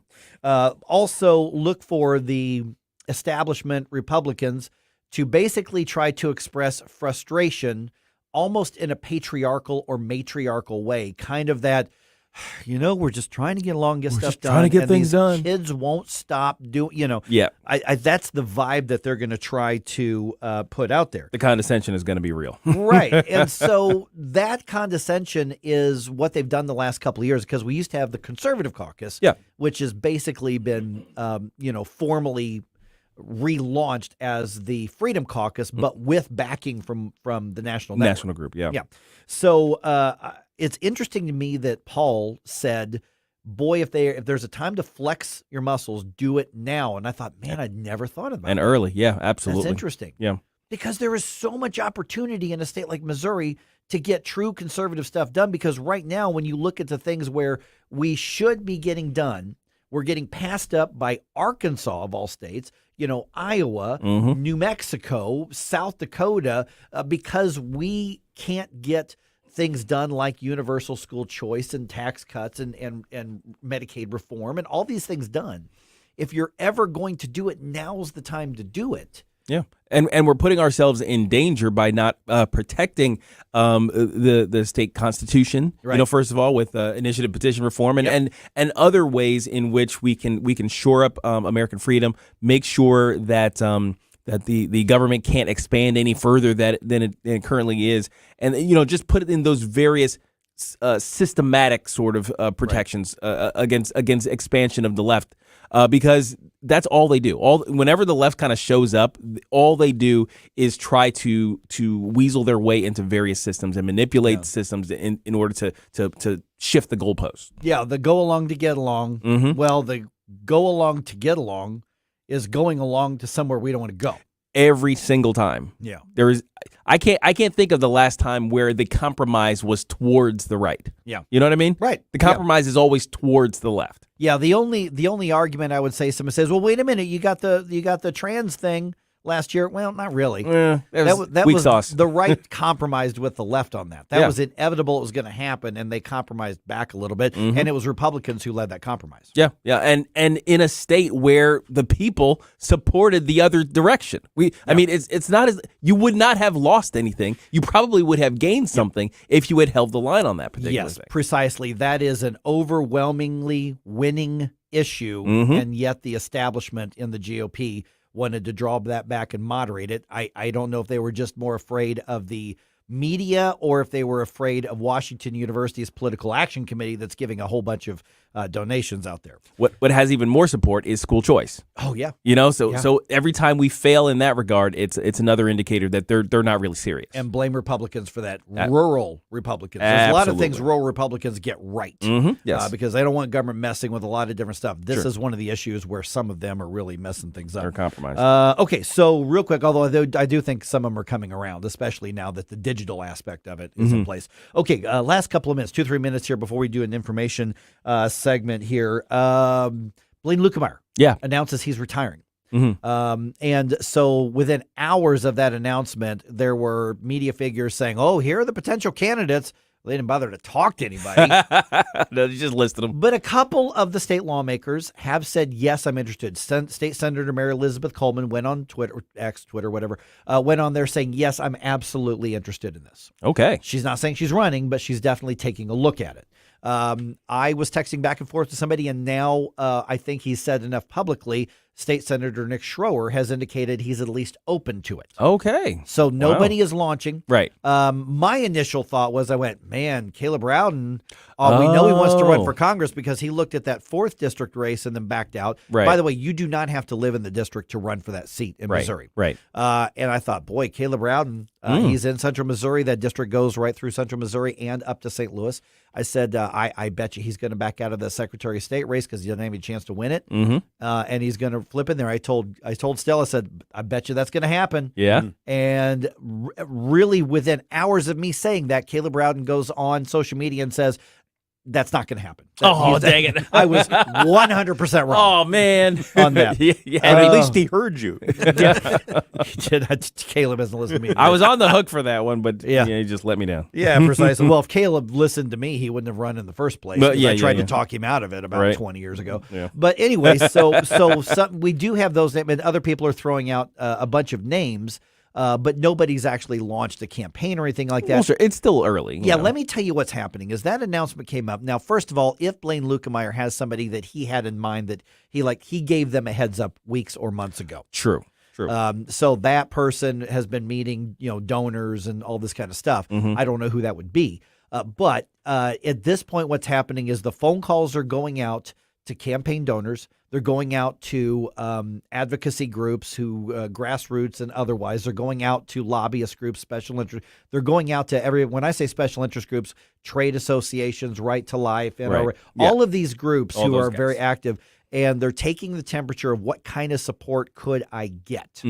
What kind of fundraising can I do? Right. Because whoever wins that primary can stay in that seat pretty much as long as they want. Yeah, that's a kind of a political career maker, isn't it? Yeah, it really is. It's a deep red area. It's going to stay a deep red area. So that means that the primary election in 2024 is going to be absolutely crucial as to whether or not we're going to put a conservative in that seat or whether we're going to put a moderate in that seat. So that is maybe one of the most important political races in Missouri. I think the governor's race is the most important one.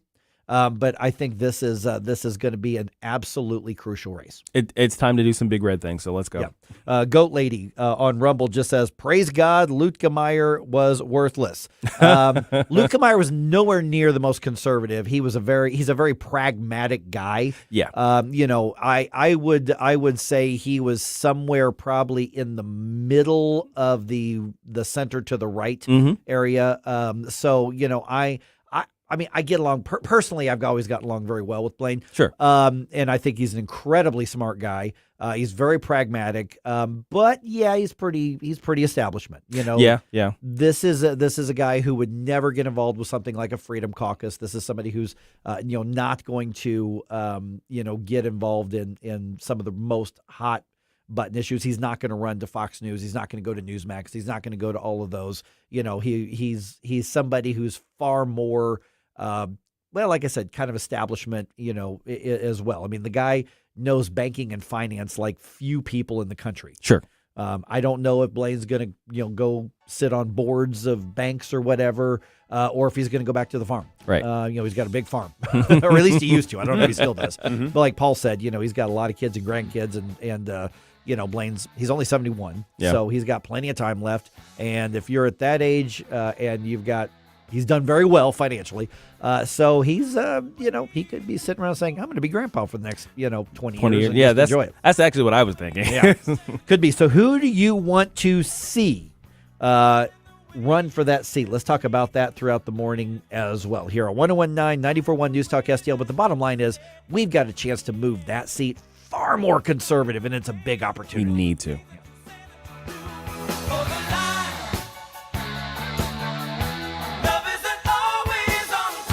Like us on Facebook at News Talk STL.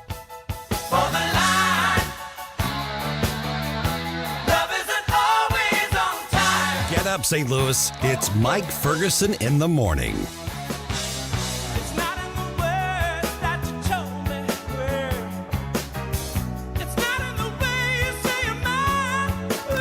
I really like all the things you're saying. News, analysis, opinion. Thank you very, very much. News Talk STL.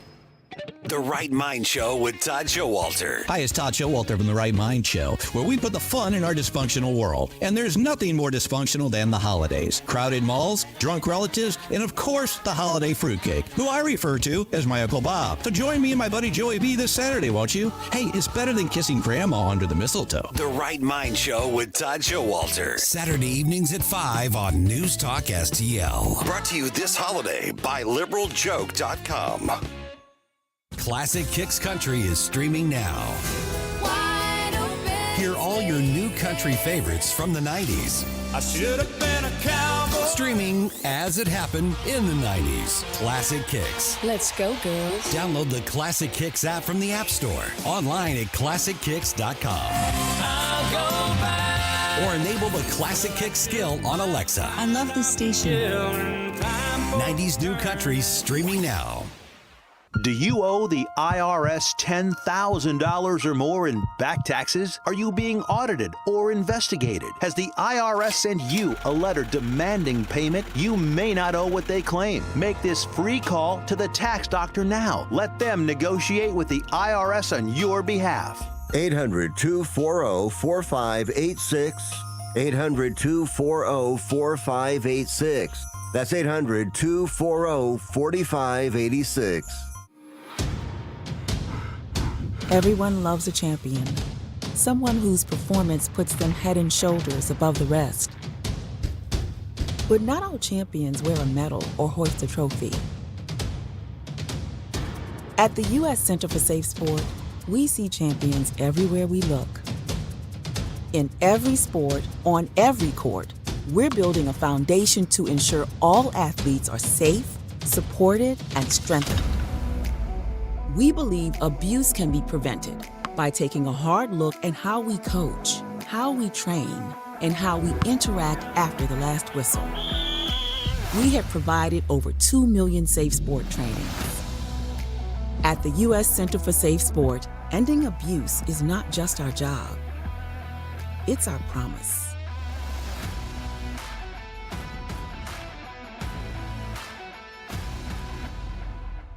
This hour of Mike Ferguson in the Morning is brought to you by Stifel. Request a portfolio review from your Stifel financial advisor at stifel.com. That's STIFEL.com.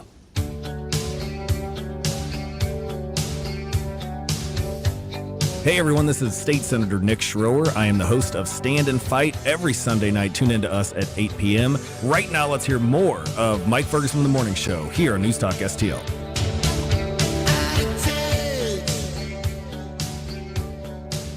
I just like the song. We can let it play for a couple minutes. I know that's what you'd love to do. Yeah. Okay. By the way, they're our friends over at Diamond Music Hall.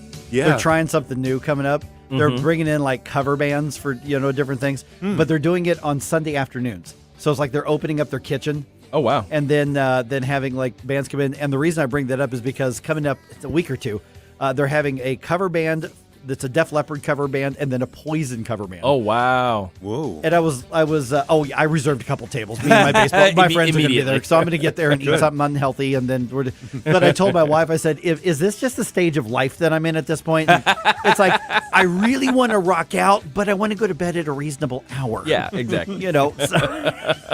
Yes, that is where you are. And speaking of concert announcements, yesterday they announced Billy Joel and Sting together at Busch. Wow. I told my wife, and she freaked out more for Sting than Billy Joel, but we both like real. Sting's okay. I can take or leave Sting. I really like Billy Joel, and she was like, "Oh, I got to get some tickets and stuff." And she's looking. She goes like, "Whoa." Like the cheapest one was, $100 and some odd, and even some of the high up ones were like $200 a piece. Oh boy, yeah. The short answer is she didn't end up buying. Yeah. Okay, that's a no for me. That you know of. Yeah, yeah. I mean, there you go. Okay, so get this: do voters, and I'm talking liberal, conservative, other, do they care about demographics anymore, like race and gender? I'm asking for a presidential candidate who reminds us that she's female. Okay. By the way, there's going to be a lot of distractions in politics and in media this year. We know that's going to happen. So 7:05, let's focus on the important stuff and even more important than that, how to get it done. Yeah. Camelia Peterson from Americans for Prosperity going to be with us just ahead. Already in the building. Yeah, she's already here. She is getting the coffee for herself. I don't send anybody to go. Exactly. Just to point out. Yes, Okay. So here's the thing. I just saw this morning. I'm going through social media and stuff, and I go through the candidates' social media feeds. Late last night, Nikki Haley tweeted out this, and I'm quoting: "Is America ready for a female president? You bet, and I'm going to be the one to make them proud." Okay, so there's nothing bad about that tweet. But here's the thing. It just kind of got me thinking, does anybody really care anymore? I mean, when Elizabeth Dole ran, people were like, boy, it could be the first female president. When Hillary Clinton, there was a lot of folks. Does anybody really care, conservative, liberal, or anything, that it's male or female? I think the liberals still care. Their box checking is still in full swing these days, and they still want to get the first of this and the first of that. You see it mostly, I think, in entertainment. It's like they're still talking about the first this and the first that, and it's like, oh yeah, and this the story's coming from the point of view of the XYZ thing. They really love that stuff. Because here's the reason I ask. Because if you notice all the criticism that's coming at Nikki Haley, which a whole bunch of it is absolutely valid because we've criticized her too. Mm-hmm. None of it has anything to do with the fact that she's female. Yeah, exactly. And also, for instance, the race demographic. Mm-hmm. Do people really care? I mean, people go to vote. Are they actually consciously thinking? I mean, I know there's some fringe nut cases out there but I mean, overall, is the fact that somebody's female or minority or white or what? Are people actually keeping that in mind when they vote in 2024? You think I so? think so. Democratic side. Here's why I say that. As a Chicago kid, I am still wondering in the back of my mind, where's Michelle Obama going to wind up? Because if things change, Biden's gone, I'm looking at the Democratic side saying, okay, we've got a convention coming up in Chicago, her hometown. Essentially, a lot of folks think that she was responsible for a lot of Barack's success early on regarding being a community activist, et cetera. So she's got a track record there, and I'm wondering if in the party they're thinking, you know what, it would be awesome to have her at the top of the ticket. We can put Gavin Newsom in as vice president. We're checking off boxes like crazy here because if something happens with her, then Gavin can step in, and then he's set for 28 to run. And those are just things that go through my mind. She's got the book tour right now. She just launched that's right. a new book. Yeah. Yeah. Okay. I think the box checking thing is I think what's really keeping her in people's minds as a potential. Okay, so how about this? What about religion? No. I don't think people think of religion very much anymore. Now, and when you go back, for instance, in the 1960s, the fact that John F. Kennedy was Catholic, was huge issue. People forget how big of an issue that was. Yeah. And it's kind of funny because as a quote unquote Christian nation, because majority of people identify as Christian in America, and it was still relevant, I think, to public life back in the day. And Protestant was the thing, right? Yeah, because we don't want the Pope running the country. Exactly. Well, people were saying that. That was the idea. Yeah. Mm-hmm. Vivek Ramaswamy is Hindu. Yes. I mean, is that making a difference to some? I think that might be something that some people keep in mind more than the fact that he and Nikki Haley are of Indian descent. You think so? Yeah, I mean, maybe because when people criticize or they like Vivek Ramaswamy or they criticize or they like Nikki Haley, I think the conservatives and even the moderate Republicans, they're just looking at whether or not they like that candidate or not. Yeah, that's true. I mean, so, whether it's white or brown or, orange in the Republicans' case. I don't think that the color is really mattering as much as it used to. Not so much. Just the tweet got me thinking about it, you know? Agree. I think conservatives have it wrong. Or disagree. I couldn't agree with you more. The conversation happens here. I agree with you on Trump. I'm shaking my head. I'm one of your liberal Democratic listeners, and I don't get why any of this even matters. Because your voice matters. Everybody told him he couldn't do it, and then he did do it. That's what you got to do. You got to play hardball. I want to hear what people think and be able to talk about it. 101.9 and 94.1 News Talk STL. Car and Driver magazine says the 2024 Toyota Land Cruiser is cool and affordable. 2024 Toyotas are showing up every day ready for immediate delivery at Ackerman. In fact, Toyota has awarded Ackerman more vehicles than all competitors. Check it out yourself at Ackerman Toyota, Hampton and Interstate 44, or online, AckermanToyota.com. Ackerman Toyota will get you the best deal. Ackerman Toyota, for life. The Herzog Foundation is the vision of its founder, Stanley Herzog, and it exists to promote and accelerate the development of quality Christ-centered K-12 education. Hi, this is Daryl Jones, president of the Herzog Foundation. Our primary goal is to advance Christian education so that families and culture flourish. The legacy of Stan's business career centers around making national transit ecosystems accessible and sustainable. Likewise, the legacy of Stan's philanthropy centers around making the ecosystems of Christian education more accessible and sustainable for families across the nation. Visit HerzogFoundation.com to learn more about our programs, including trainings, scholarships, conferences, news, and our podcast, Making the Leap.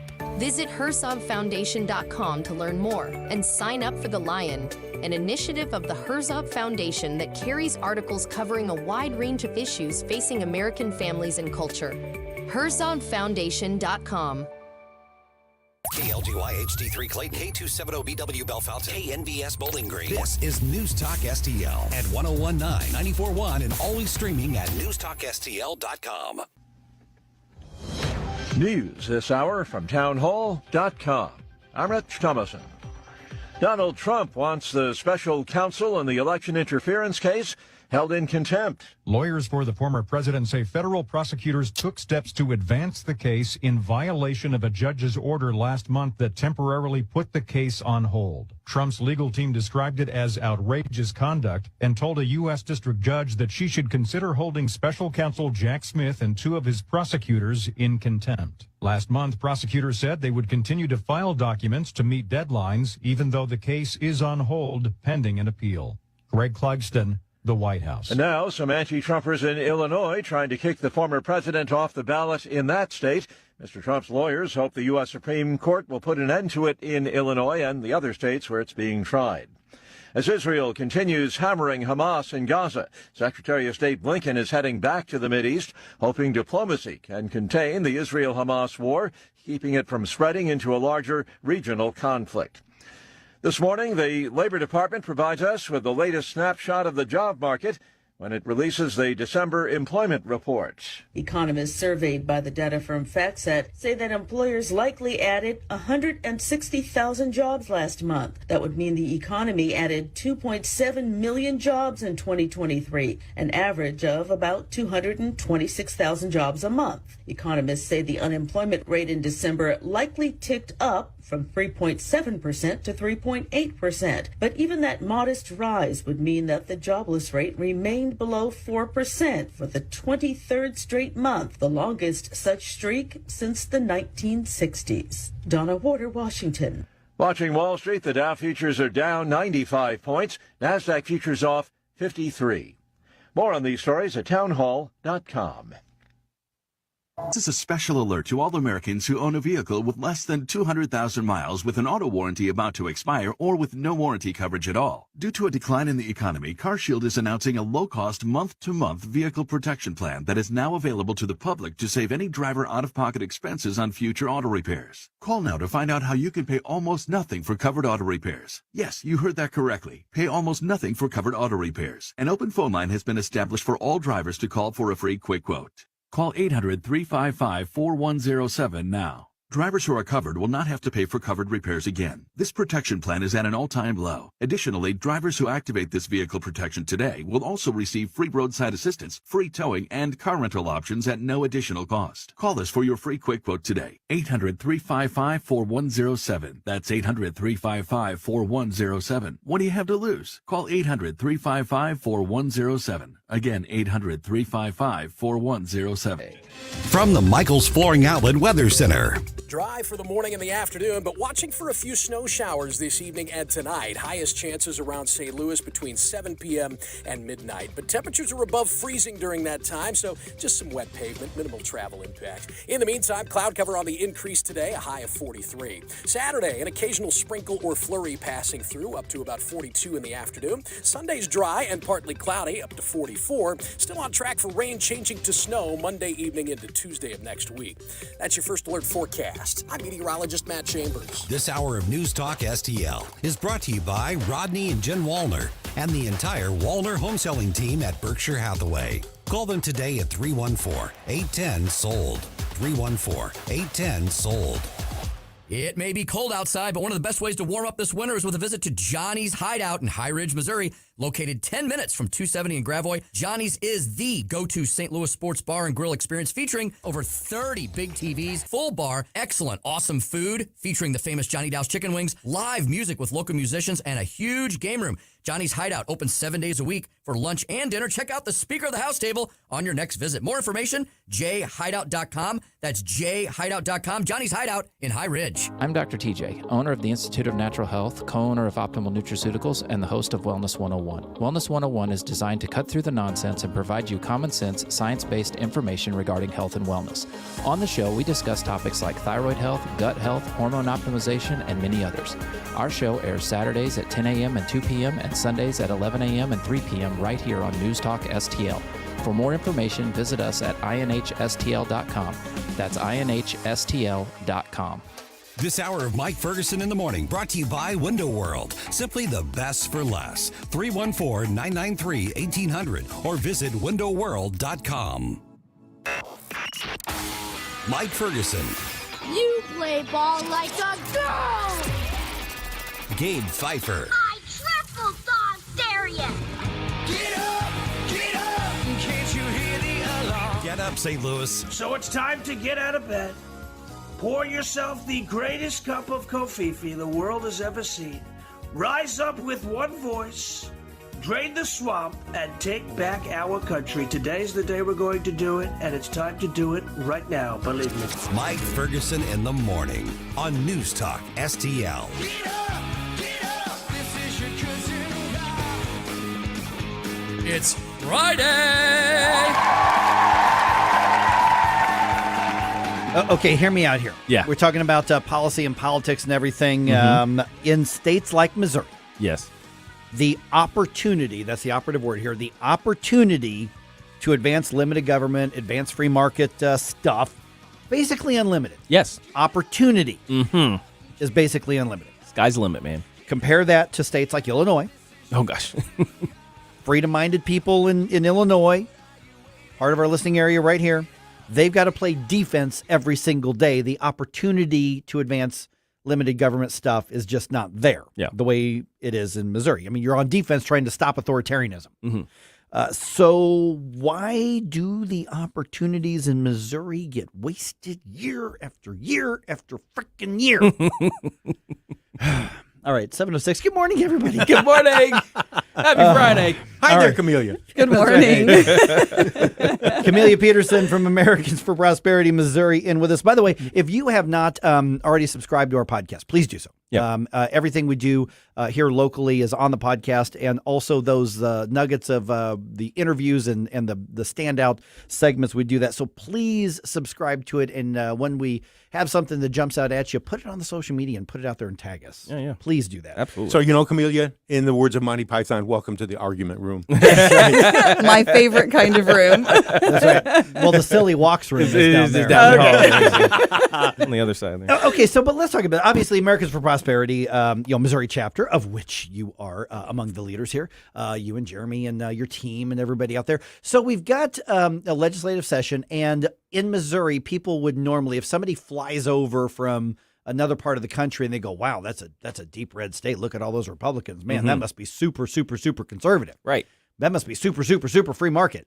Yeah, well, kind of, but not anywhere near what we could be. So yes, let's talk about, first of all, I want to get into kind of what your all's priorities are legislatively this year. But I think the bigger question is, how do we actually get them done this time around, especially with some of the, kerfuffles going on as well? Sure. So, I mean, we usually have lots of things that we watch, because obviously anything that's related to, individual liberty, personal privacy, free market ideas, economic issues, healthcare, freedom, more of those issues. We usually have about 4 primary priorities that we focus on at a grassroots perspective. The top one of those this year is education, because everybody around us is getting education done. We're not, as you pointed out. And so the others include, healthcare reform, more free market approach to healthcare, getting rid of certificate of need. We've talked about that a little bit before.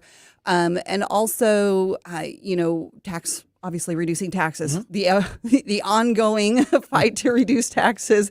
We would love, our primary focus for that would be income tax, to be honest. That's what we'd like to see done first. Then, kind of the hardest one to do, but the one we're always working on is court reform in terms of getting rid of the Missouri plan. Camellia, in terms of education, I know there are so many different ways of doing these sort of freedoms-based education system all over the country. All the various experiments in democracy are going about this a different way. What is the preferred way, I guess, coming from the AFP side, or you personally? What kind of form do you want that to take in Missouri? Sure. Well, and what you said is correct. It is a bit of an experiment, right? Because we've been in the same education system for well over 100 years.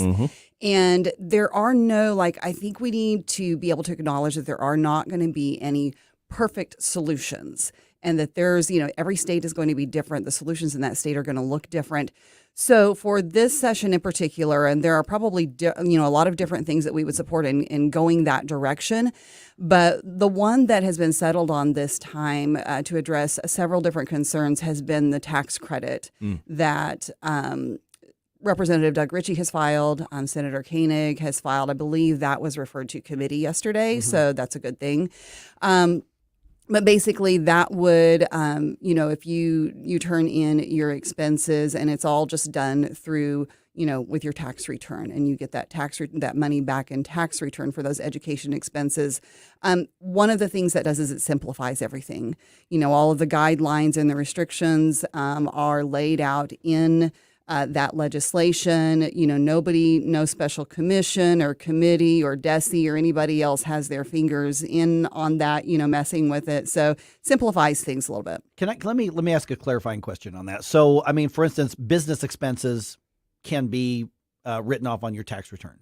So is this a similar thing that education education expenses could be written off as well? So we're not talking about a government middleman or a program or vouchers or anything like that. Correct. Yes, and there's a very specific list of things. And the funny thing is it does specifically in the legislation. There are exceptions, like you can't claim like pencils and erasers or whatever. These are things that you would do anyway. Right. So they are, things that you would maybe normally spend money on, or that a school would spend money on. So if you're using it for homeschool expenses, but you could also use it for if you're paying private school tuition. Got it. Okay. So here's the follow-up side. And this is what I said I think is the more important, because I think if you just flat out took a vote right now in the Missouri legislature, these school choice expansions probably pass. My guess, just by a raw head count. We haven't been able to get to that full House raw head count. It gets bottled up somewhere in the process. So what do we need to keep in mind, or what do we do to move it through the bottlenecks? Because it either runs out of time, or people who say, oh, yeah, I support it, but then we just ran out of time. We can't do it, which is a completely BS argument here. So I think 2024, and you may disagree and tell me I'm wrong if I'm wrong, but I think that so much of our effort this year needs to be the execution of the plans to get it done. We know what the principles are. We know what the policies should be. Right. This year, I think it's why isn't it getting done and how do we get it done? It really comes down to leadership, right? Mm-hmm. That's where the buck stops. Mm-hmm. Yeah. So, I mean, from the governor on down, we've talked about this before. When you look at the states who have been getting things done, what is the difference? They have a governor who leads on these issues. But, aside from that, not only do you need that, but you need leadership in both the House and the Senate to make that a priority. Now, leadership in the Senate has said this is a priority. So, this is that was the kumbaya moment with the Missouri Freedom Caucus and the Senate leadership. And we'll see whether or not that will go anywhere. But, I'm not sure, Speaker Plocker in his opening address did say that he named education as one of his top priorities. But now we'll see if he follows through on that. Right. So, I mean, we've got the education, we've got taxes, and the various regulations that kind of go in with that. But I think something that often falls by the wayside is the personal freedom deal, basically. Every once in a while, some municipality, some county will come through and they'll say, hey, we want you to wear a face diaper all day. Hey, we're going to come and take your vehicle off of your driveway because your tags are expired or what have you. What do you see as a main thing to sort of go for in terms of maintaining personal freedom in Missouri? Well, I do think that, of course, the masking is at the top of everybody's mind right now because it's coming out so much. But one of the things that you hear talked about when you talk about the local level like this, a lot that you hear a lot about right now is the senior property tax freeze issue. Yes. And so we actually just got approached by this for Jefferson County. And their county council has, I hope I'm able to talk about this. It's very new. Okay. Their county council has so far refused to put that on their ballot in a way that does not exempt any taxing entities. So I do think, so we're coming in and helping folks in Jefferson County try to find a solution to that. And hopefully with the county council being able to do that so that these citizens don't have to collect the signatures and put it on the ballot because their council members should do that. Because one of the things people don't realize about this, this freeze is there's a lot of confusion around it for starters. They don't know if it's a tax credit or if it's, if it changes the rate and actually just freezes the assessment value. But St. Charles County, I guess, just passed this. But they exempted schools. Right. That's the biggest party. You know what I'm saying? The city did that too. Right. So, I mean, there's almost no point. That's the biggest chunk of it. Right. Yeah. So that's so they can say, look, we did it. We did it, froze you, yeah. except for, the 80% of your tax bill that comes in there. We're visiting with Camelia Peterson from Americans for Prosperity, Missouri. You got a few minutes to hang around after this next. Okay, real quick, though, before we get to that, obviously we're talking about a lot of policy stuff, and I'm glad you brought up the Jefferson County situation because that reminds people that you all are actually on the ground locally everywhere. Yes. Of course, the St. Louis City Republican Party knows that very well. You've partnered with them for the grassroots leadership training as well. So that's something that people need to know, that you're not just looking at the statewide stuff. You're looking very locally, and that includes candidates as well. Yes. So when you're looking at, recruit, are you all recruiting or just looking to identify the good candidates? Because you're going to vet them, and the ones who are really on board with this whole free market thing, you do get behind on a grassroots level as well. So what's the crop of candidates kind of looking like at this point? So I think we have several good options, and we are, I'm hopeful, we've got them going through the process. I'm hopeful we will have some endorsements coming out here within the next month or two. And there are even, down in Franklin County and in St. Louis County, they're down in Southeast even, all across the state, we've got, in Southwest as well, we've got some good candidates that are coming up, and it's these are not always going to be, we're not going to always be 100% aligned. That's okay. Sure. Right. So, but the major priorities, and obviously education, freedom is one of those priorities. That's a very important thing that we look at when we're vetting a candidate. But we also want to see candidates who know why they're wanting to run for office. They should have a reason why they're wanting to run, and they should also be doing the work to do it, because we've really seen too many candidates who have gotten into office and they don't really know why they're there. Mm-hmm. They don't have priorities that they want to work on, and they just they're not doing the work. They're not getting involved in the community with their, local central committees or Republican clubs. And there's this, kind of takes the whole package. Yeah. So. Okay. All right. So I want to follow up part of that in just a moment here. Website, social media, because I do encourage people to check out what you're doing here in Missouri, especially if they're saying, like in Jefferson County, I really want to get this stuff done, but man, I don't know how to do it. Yep. Instagram, Twitter, Facebook, AFP Missouri. Just search that. You'll find us. And if you want to let us know what you think, you can go to MissouriSpeaks.com. All right. 314-912-1019. You got a few minutes to hang out? I do. All right. Happy We'll to. talk more with Camellia Peterson from Americans for Prosperity right here on 1019 94.1 News Talk STL.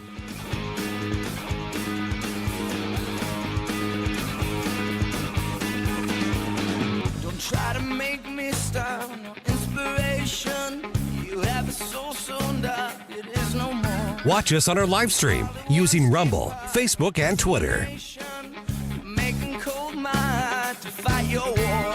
Stop it right now. Get up. It's Mike Ferguson in the morning. I see your indifference. Stop it right now before you blow us all away. On the next Larry Connors USA. The co-chair of President Biden's re-election campaign says people don't feel the economic accomplishments, but it will get better. Larry Connors USA. Now weeknights 6 until 8 on News Talk STL. This is Rob with St. Louis Bathroom Renovation, and we'd like to let you know you don't have to maintain the grout in your home anymore. The grout on the floor or in your shower or bath area. How would you like zero grout in your bathroom? At St. Louis Bathroom Renovation, we focus on grout-free options for your bathroom. If you hate cleaning grout, St. Louis Bathroom Renovation, 314-477-6476. 314-477-6476. Give us a call. Get charged up on the truth. Power Punch with Larry Behrens. Everyone's talking about the $6 billion Joe Biden sent to Iran just about a month ago. As well they should be. But did you know he has opened up the money flow to Tehran for well over a year? He doesn't want to talk about it, but we will. Power Punch with Larry Behrens. Saturday afternoons at 4 on News Talk STL. Get more Power Punch at powertofuture.com. Columbo and Katie. When it comes down to getting in the ballot box, Democratic voters vote for the Democrat. Yeah. Republican voters are typically more in tune with the policies of the candidates, not the party in general, of the candidates. And if they don't like a candidate, they won't vote for him. But you need to understand that the team that you're going against, they're going to vote for the letter no matter what. Tony Columbo, Katie Fitzpatrick. Weekdays at 2 on News Talk STL. 1019 and 94.1 News Talk STL. Live and local. Listen to what those local folks are telling you. News Talk STL.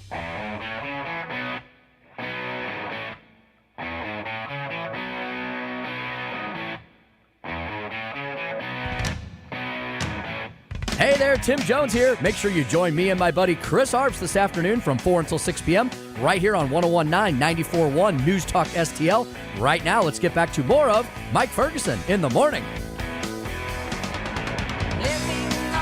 I don't want to get into a conflict with any of our listeners, but somebody on Rumble a little bit earlier said, hey, that 3rd District Blaine Lukemeyer seat, how about Tim Jones? No, you can't have him. Stop. We're He's keeping ours. him here. Yeah. Hands off. Just saying. All right. Listen, part of the holdup in the Missouri legislature let's call it what it is. It's a battle of personalities. Mm-hmm. Some would say degrees of principles.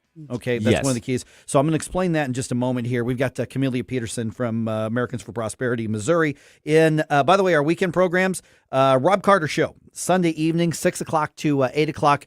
I really appreciate Rob. He filled in, obviously, on this show here. filled in for Tony and Katie yesterday, and man, have people really taken to Rob. So if you have not checked out Rob's show, definitely do that Sunday evening starting at 6 o'clock. I had some really interesting conversations with him when he was in. Yeah, that was really He's good. cool. It was fun, yes. Yeah, he's cool. I think he's borrowing Nick Schroer's flamethrower. Oh, yeah. He's torching everybody, man. I'm trying to get him back into old man baseball because he played back in the day. Yeah, that's so I'm right. trying to get him. I just haven't convinced him just yet. Okay, it is 7:22 right now. All right, Camellia, interesting. Okay, so we've got the policy debate. Right. But all of that should be based on principles. I hope so. You know, we for instance here, I've got a libertarian streak in me, and for me that personally comes from a free market approach. There are other people who take it from different areas. Obviously, my wife calls me a conservatarian. Yeah. You know, Right. that's what that's where she comes from. So what we've got the principle aspect of this, and we've already seen the conflict in the Missouri legislature. Now, I'm not interested in calling out the establishment or the Freedom Caucus or in this sort of thing, but it's been interesting to see how some words are being redefined. Yes. For instance, we've seen some people and friends, you know, who were saying, you know, the time for statesmanship is over. It's time, you know, basically the principles. You can be a statesman and be principled at the same time. So what's the bigger picture that we come in? Is, you know, statesmanship the opposite of principled? It's really unfortunate because I think statesmanship has come to be equated with weakness, and it's really anything but. I mean, you know, when you think of, like, who do you think of when you think of a statesman? Probably the first person is in, you know, American politics that comes to mind is probably Ronald Reagan for a lot of people, right? Because it's like that that guy. statesmanship and that strength. I mean, like he didn't exude. Nobody would say he exuded weakness. No. So I think that, you know, it's possible to demonstrate that strength and be a statesman, and it's unfortunate like that it's come to be associated with weakness, because there is you should be able to persuade your opponents, or to, let's say, bash your opponent's argument in such a way that at the end of it, they thank you for it. Yes, yes. Because you've done it so skillfully. But that level of skill, I think, in governing we've kind of lost that. It's rare anymore. And it is really a pleasure to see it when someone can do it. But it's not the norm anymore, for sure. It feels similar to the way compromise has been, you know, turned into a dirty word, right? Yes. You know, because I think historically speaking, the compromises, and we were talking about this earlier in the show, the compromises have always shifted everything left. Right. So then it becomes a dirty word because it has a dirty reputation. And I think in many ways people are associating the statesmen who want to get things done, and they're willing to compromise in order to get things done. The things that have been done keep shifting everything to the left. So I think those things might be associated, which is why it's people we're discussing it the way we are. And I think there are some things that you don't compromise on. Oh, obviously.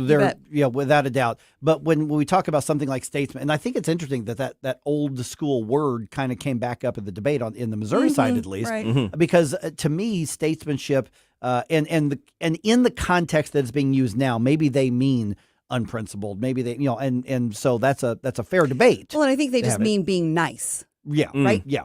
Probably. Yeah. Overly nice. So, but statesmanship also has to do with preserving the process, yes, the tradition. Yeah. I mean, when you go into the state legislature, there is a 100 and whatever year tradition and process, and there's a reason we respect the processes to that. There's a reason you wear a suit when you go onto the floor. It includes a certain level of reverence. And it's not that it's an idolatrous thing. Sure.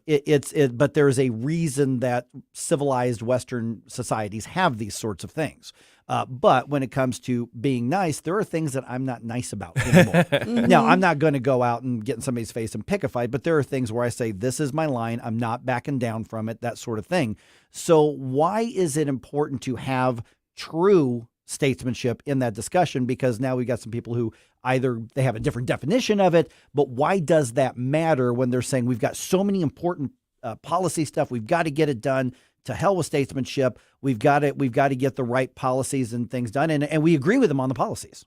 Well, what you said is true. I mean, there is a balance to it. There's a time and a place to, put your foot down and, heck no.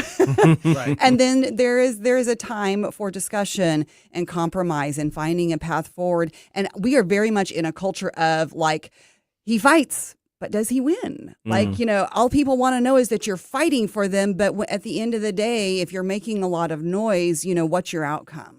And I think that that's what we're seeing anymore right now is that there's all of the noise and there's none of the outcome. And we see that in Missouri, too. And so that's what I would like to see be different this session and this year in Missouri politics. And that's what I'm looking for really from the new Freedom Caucus, because I agree that, these issues need to be addressed. And I appreciate the people who are rally around those things and they don't compromise on those issues. But I also want to see, like, what's our path forward? What's the plan? Yeah, so it's not even so much about the personalities as what I'm hearing you say. Right. It's about other things, because we're going to talk to Andy Roth, the president of the Freedom Caucus Network nationally, going to be here as well. And, of course, the Freedom Caucus formally launching now. And they've thrown down the gauntlet already. And I'm going to admit there's some aspects of that. I'm like, okay, get the message across. We're not compromising on this, or this. Paul Kurtman had an interesting statement earlier. I heard that. Yeah, he goes, well, if you're going to, because I don't know that he's that different in opinion from you on this. Right. But he said, if you're going to flex, do it now and let them know you mean business. Yeah. It's also an election year. Yes. Let's not forget that. So the thing is that I don't want to discourage anybody from being rigid on principles. We need more principled people. But you're right, is how do we enact the principles and get them done to move the state in a more free market and personal freedom direction? And I understand what Paul is saying. I'm a little conflicted about that because I also felt like, especially when they were talking about the education issue, that this is something that both sides have come together and said, we're in agreement on this, that this needs to move. And they even have said they like the same bills. So that means we should be able to get something done, right? But the reality is with human nature is if you come in and you're immediately throwing the gauntlet down and you're being confrontational, you immediately put the other side on the defensive and they push back. And then it's this, endless cycle of back and forth. And, somebody has to break that at some point. And so who's it going to be? Right. I mean, there's some things that maybe are deal breakers policy wise or in everything else. I mean, for instance, if you say, there's this great person could be a great friend, great addition, but they're a Cubs fan. And they're sorry. Yeah, but it's a little early to be starting that. And my mom is probably like, hey, yeah, exactly. She's from Chicago too. Okay, so but I mean, what it comes down to is it's more complicated than people realize. For sure. And when you get elected, nobody runs on a campaign platform that says, send me to Jefferson City, send me to Washington so I can go compromise for you. That's not a good catchphrase, but they'll say, let me fight for you. Yeah. Yes. And people like that. And so it comes down to how do we actually get it done and how do we put because you're absolutely right. Okay, what's the end result? If you fight the good fight and everybody loves Rocky and Rocky won, but Rocky 1 got his butt beat. And then he had to change how he did things for Rocky 2. Yeah. I think that one of the things when I think about legislators that are going in right now and, what their constituents want them to do and they want them to fight for them, they also face some challenges in that when they do something that doesn't look like what their constituents wanted, and it's hard for us to always know what is going on behind the scenes and what the trade-offs are.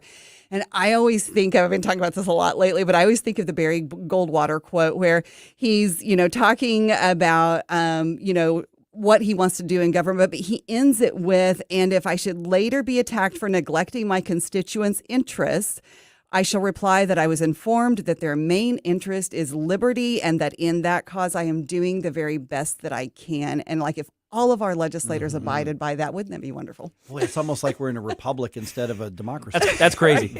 Now to the end of the fact that we are in an election year, I always find, I asked this question a little while back. Why does it seem that our representatives kind of pull back during an election year rather than try to really go hard and give the constituents what we really want? That's been the question this time, right? What are they going to do? Are they going to go in and are they going to use it for for an election platform and not get anything done because they're fighting about, for your things supposedly? Or are they going to go in and get something done so they can go on the campaign trail and say, look what I got done for you? Right. Like that's what people want to see. And Yeah. What's it going to be, man? That's the vested interest. Unfortunately, I'm worried that there are some people who agree on getting stuff done. I just don't want that one to get credit.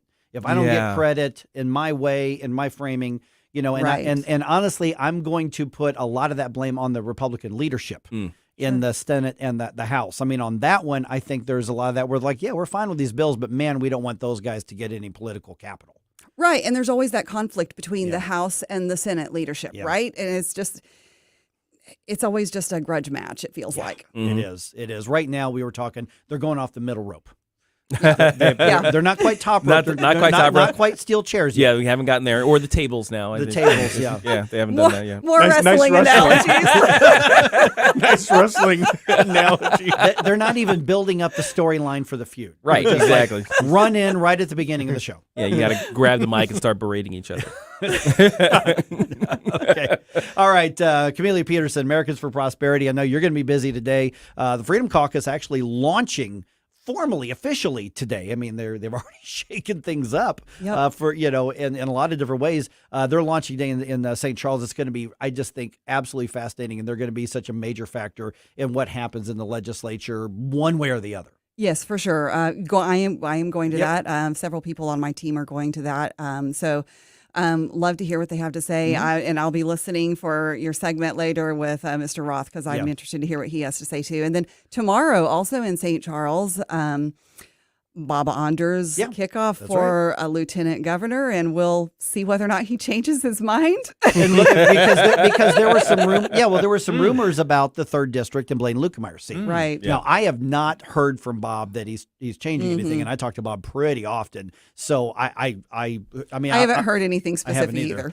Yeah, a lot of names could be getting in that 3rd district. Like I said, the governor's race obviously I think is the crucial race this year in the primary, but I think the 3rd district just became one of the top races in Missouri. For sure. And I was just telling you, on the break that I got a text this morning that somebody who is concerned that all of the people that may jump into this race for CD3, is that going to leave us without good candidates in some other very important state races? Right. You can water down and break up the free market conservative principled vote so much that by attrition you defeat yourself. Yeah. All right. Let's do the website, social media, all that kind of good stuff. Sure. AFP Missouri on all the social media platforms. And if you want to let us know what your opinion is, MissouriSpeaks.com. Good to talk to you again. Thanks for having me. It's always fun. Come in the studio. So much fun. Oh, All right. yeah. It is. So let's do it again soon. All right. Still ahead here. Mentioning that 3rd district congressional seat. Who do you want to see run for that?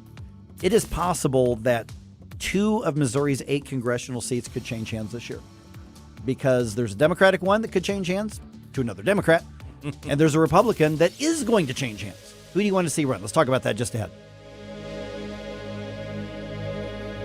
From the Michaels Flooring Outlet Weather Center. Dry for the morning and the afternoon, but watching for a few snow showers this evening and tonight. Highest chances around St. Louis between 7 p.m. and midnight. But temperatures are above freezing during that time, so just some wet pavement, minimal travel impact. In the meantime, cloud cover on the increase today, a high of 43. Saturday, an occasional sprinkle or flurry passing through, up to about 42 in the afternoon. Sunday's dry and partly cloudy, up to 44. Still on track for rain changing to snow Monday evening into Tuesday of next week. That's your first alert forecast. I'm meteorologist Matt Chambers. News Talk STL is proud to have Doug Voss of Safe Money Radio as part of our lineup each week. Doug has been a staple on St. Louis radio for many years as one of the leading financial experts in the area. Doug and Safe Money Radio is on 3 times every weekend, but in case you miss anything, you can check it all out at DougVossSafeMoneyRadio.com or call 844-676-SAFE. That's 844-676-7233. Doug Voss is a registered representative. Securities offered through DHL Securities, LLLP. Member FINRA and SIPC. This is Larry Connor's commentary on News Talk STL. 4 American states border Mexico, California, Arizona, New Mexico, and Texas. So illegals can get into the U.S. without crossing the Rio Grande. But if you're going from Mexico into Texas, you have to cross the Rio Grande. You've seen hundreds of illegals crossing the Rio Grande to enter our nation. I have an idea. Lately, Governor Abbott put razor wire along the Texas side. The Biden administration suing in Supreme Court, claiming Texas is getting involved in immigration law. But you're not, so why can't they? Anyway, here's my idea. Let me begin by stressing I don't want anyone harmed trying to cross the Rio Grande. I don't want you harmed. In my proposal, if an illegal gets harmed, they made the choice.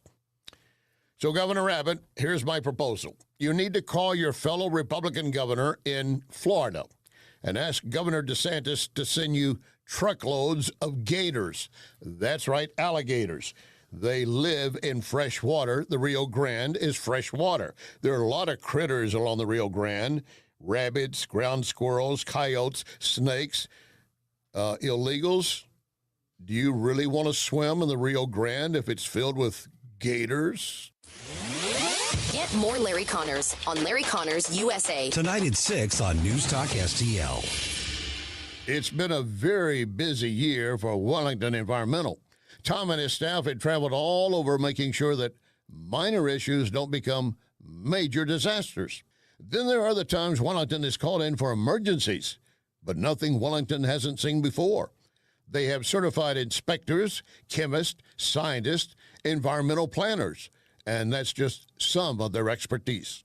That is why the St. Louis Business Journal gave Wellington such a high ranking. So what will 2024 bring? No one knows, but if you take time to visit the Wellington Environmental Facebook, you're going to see things that might explain health issues at your home or business, affecting you, your family, clients. Wellington Environmental Facebook. Tom Wellington and the entire staff wish you a blessed 2024.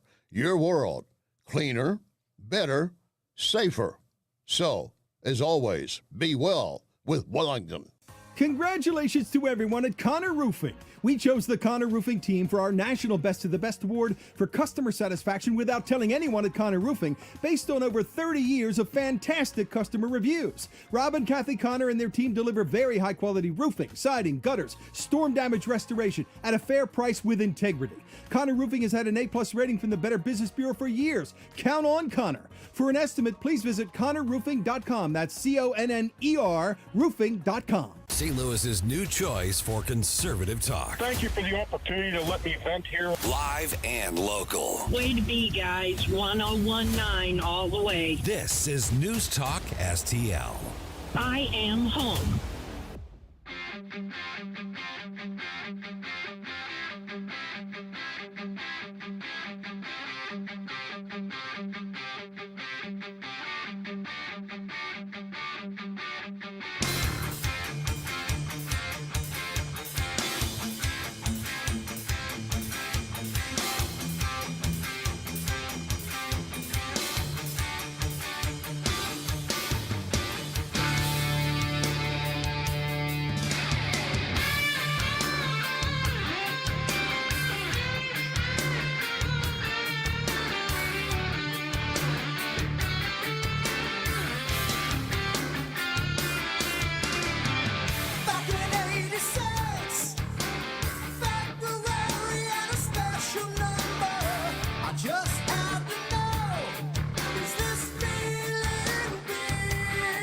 Dan Bongino here. Keep it on News Talk STL because my show starts at 11 a.m. Right now, it's back to Mike Ferguson in the morning. All right, could the St. Louis area's congressional representation change significantly this year? And I say significantly, I mean, we're talking of the St. Louis area, a big part of it. Yeah. Missouri and Illinois. I don't think there's going to be any changes on the Illinois side. I think Mike Bost is going to, fend off and Darren Bailey, but we'll see. But on the Missouri side, Missouri has 8 congressional seats. It's possible that 2 of those, 25% of Missouri's congressional representation, could change this year. That's awesome. All right, News Talk STL. Man, we got that weekend programming. Mark McCloskey, talking about not pulling punches. Man, Mark McCloskey's your guy. Sunday afternoons, 5 o'clock to 6 o'clock. Okay, so Congressman Blaine Luetkemeyer announces that he is not running for re-election. He's been in Congress for 8 terms. He's finishing up his 8th term. He's not running for a 9th. That's getting national attention because of, what he's ascended to in the House caucus. Essentially, he would have, if the Republicans hold on to the House in this next election, which I'm not convinced they're going to do. Yeah. But if they do, he was frankly in line to probably become the chairman of a very important committee, which is the Financial Services Committee. Mm-hmm. Now, it's very like I said, I think it's 50-50 at best that Republicans hold on to the House this year. So for whatever reason, he says, hey, I'm done. I'm going to retire. And frankly, I think it's a good thing. Mm-hmm. I think that more members of Congress should be able to step back and go, okay, that's enough. Yeah, I'm done. It's time for somebody else. Sure, yeah. So in that 3rd district, though, that's a very heavily Republican district. Mm-hmm. Who do you want to see? 314-912-1019. We've already seen a lot of names thrown out there by journalists and media and all that kind of stuff because, frankly, they want to be seen as like the true experts on it. I can tell you that I know that there are a couple of state lawmakers who are interested. Yeah. And State Senator Mary Elizabeth Coleman has already said on social media, I'm looking at this race. Okay. So she has come out and absolutely responded to people throwing her name around by saying, she didn't say she's doing it. She just said, I am interested in this race. I think that there's been enough said by Nick Schroer to we can confidently say he's at least open to it or looking at it. He's thinking about it. Yeah. Now, For sure. where he goes from here, I don't know. Sure. We've heard other people throw other names out there, Bob Onder and Caleb Rowden. Caleb Rowden's already said no. Bob Onder is running for lieutenant governor. I would be surprised if he changes, but that's where media is throwing names out there without bothering to check with anybody. But who would you love to see in that race? And so that's what I'm curious at. So I put that question out on Rumble and over the air, 314-912-1019. You guys are watching the other social media stuff here as well. Mm-hmm. But it's an interesting thing because, as Camelia was just pointing out, this is a district like this that is so deeply red, so deeply Republican, Mm-hmm. that whoever wins the primary is guaranteed essentially a spot in Congress for life. Yes, absolutely. Like if you want to have it for life, you absolutely Right. could. That's going to attract a lot of candidates. Mm-hmm.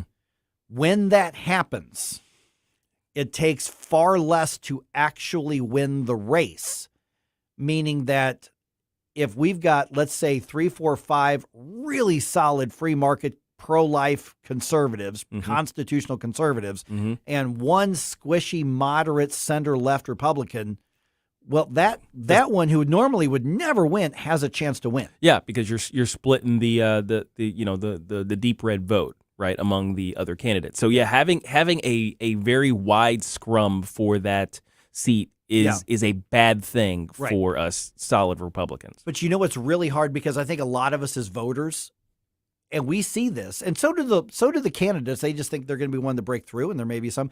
We say, think of the bigger picture. Yes, please.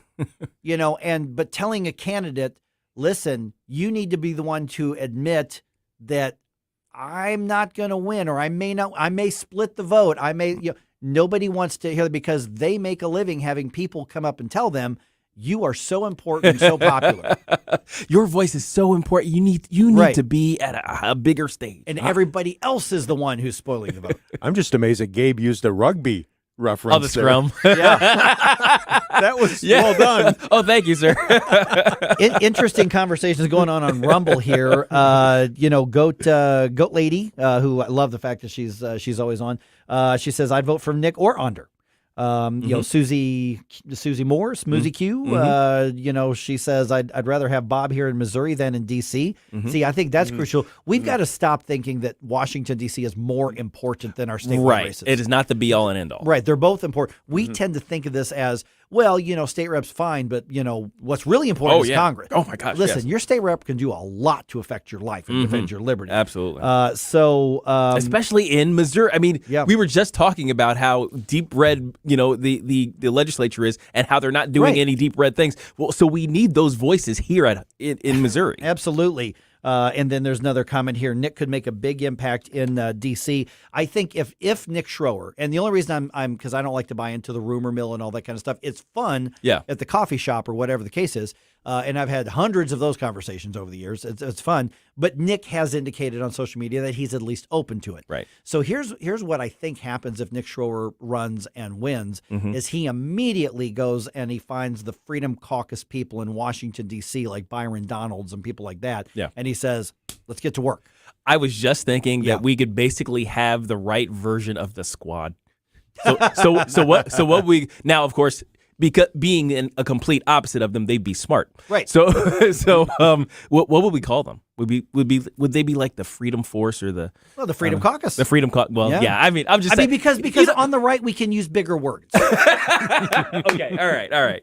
I was just thinking of a military style name, but that's just me. It needs to go on the side of Nick's flamethrower. That's all. I'm looking for something emblazoned with fire in it. Yeah, exactly. All right, coming up here. Oh, it's look at that, 7:47 almost on a Friday. Oh wait, that's me. That's you. Not today, Satan. Coming your way here in just about 2.5 minutes. Oh, Freedom Force. That was one of the suggestions. Freedom Force. Freedom Force. I like it. It is. Freedom Force on that. Let's go. Because we already have the Space Force. True. Nice. Go ahead and add in the Freedom Force. All right, it's going to be. I bet you we're going to know within 3 weeks what that field of candidates looks like. Mm-hmm. Yeah, I know they don't have to file that quick, but I think time is of the essence. If somebody wants in that race, they better do it fast. Yeah. This is going to be fun. Here we go.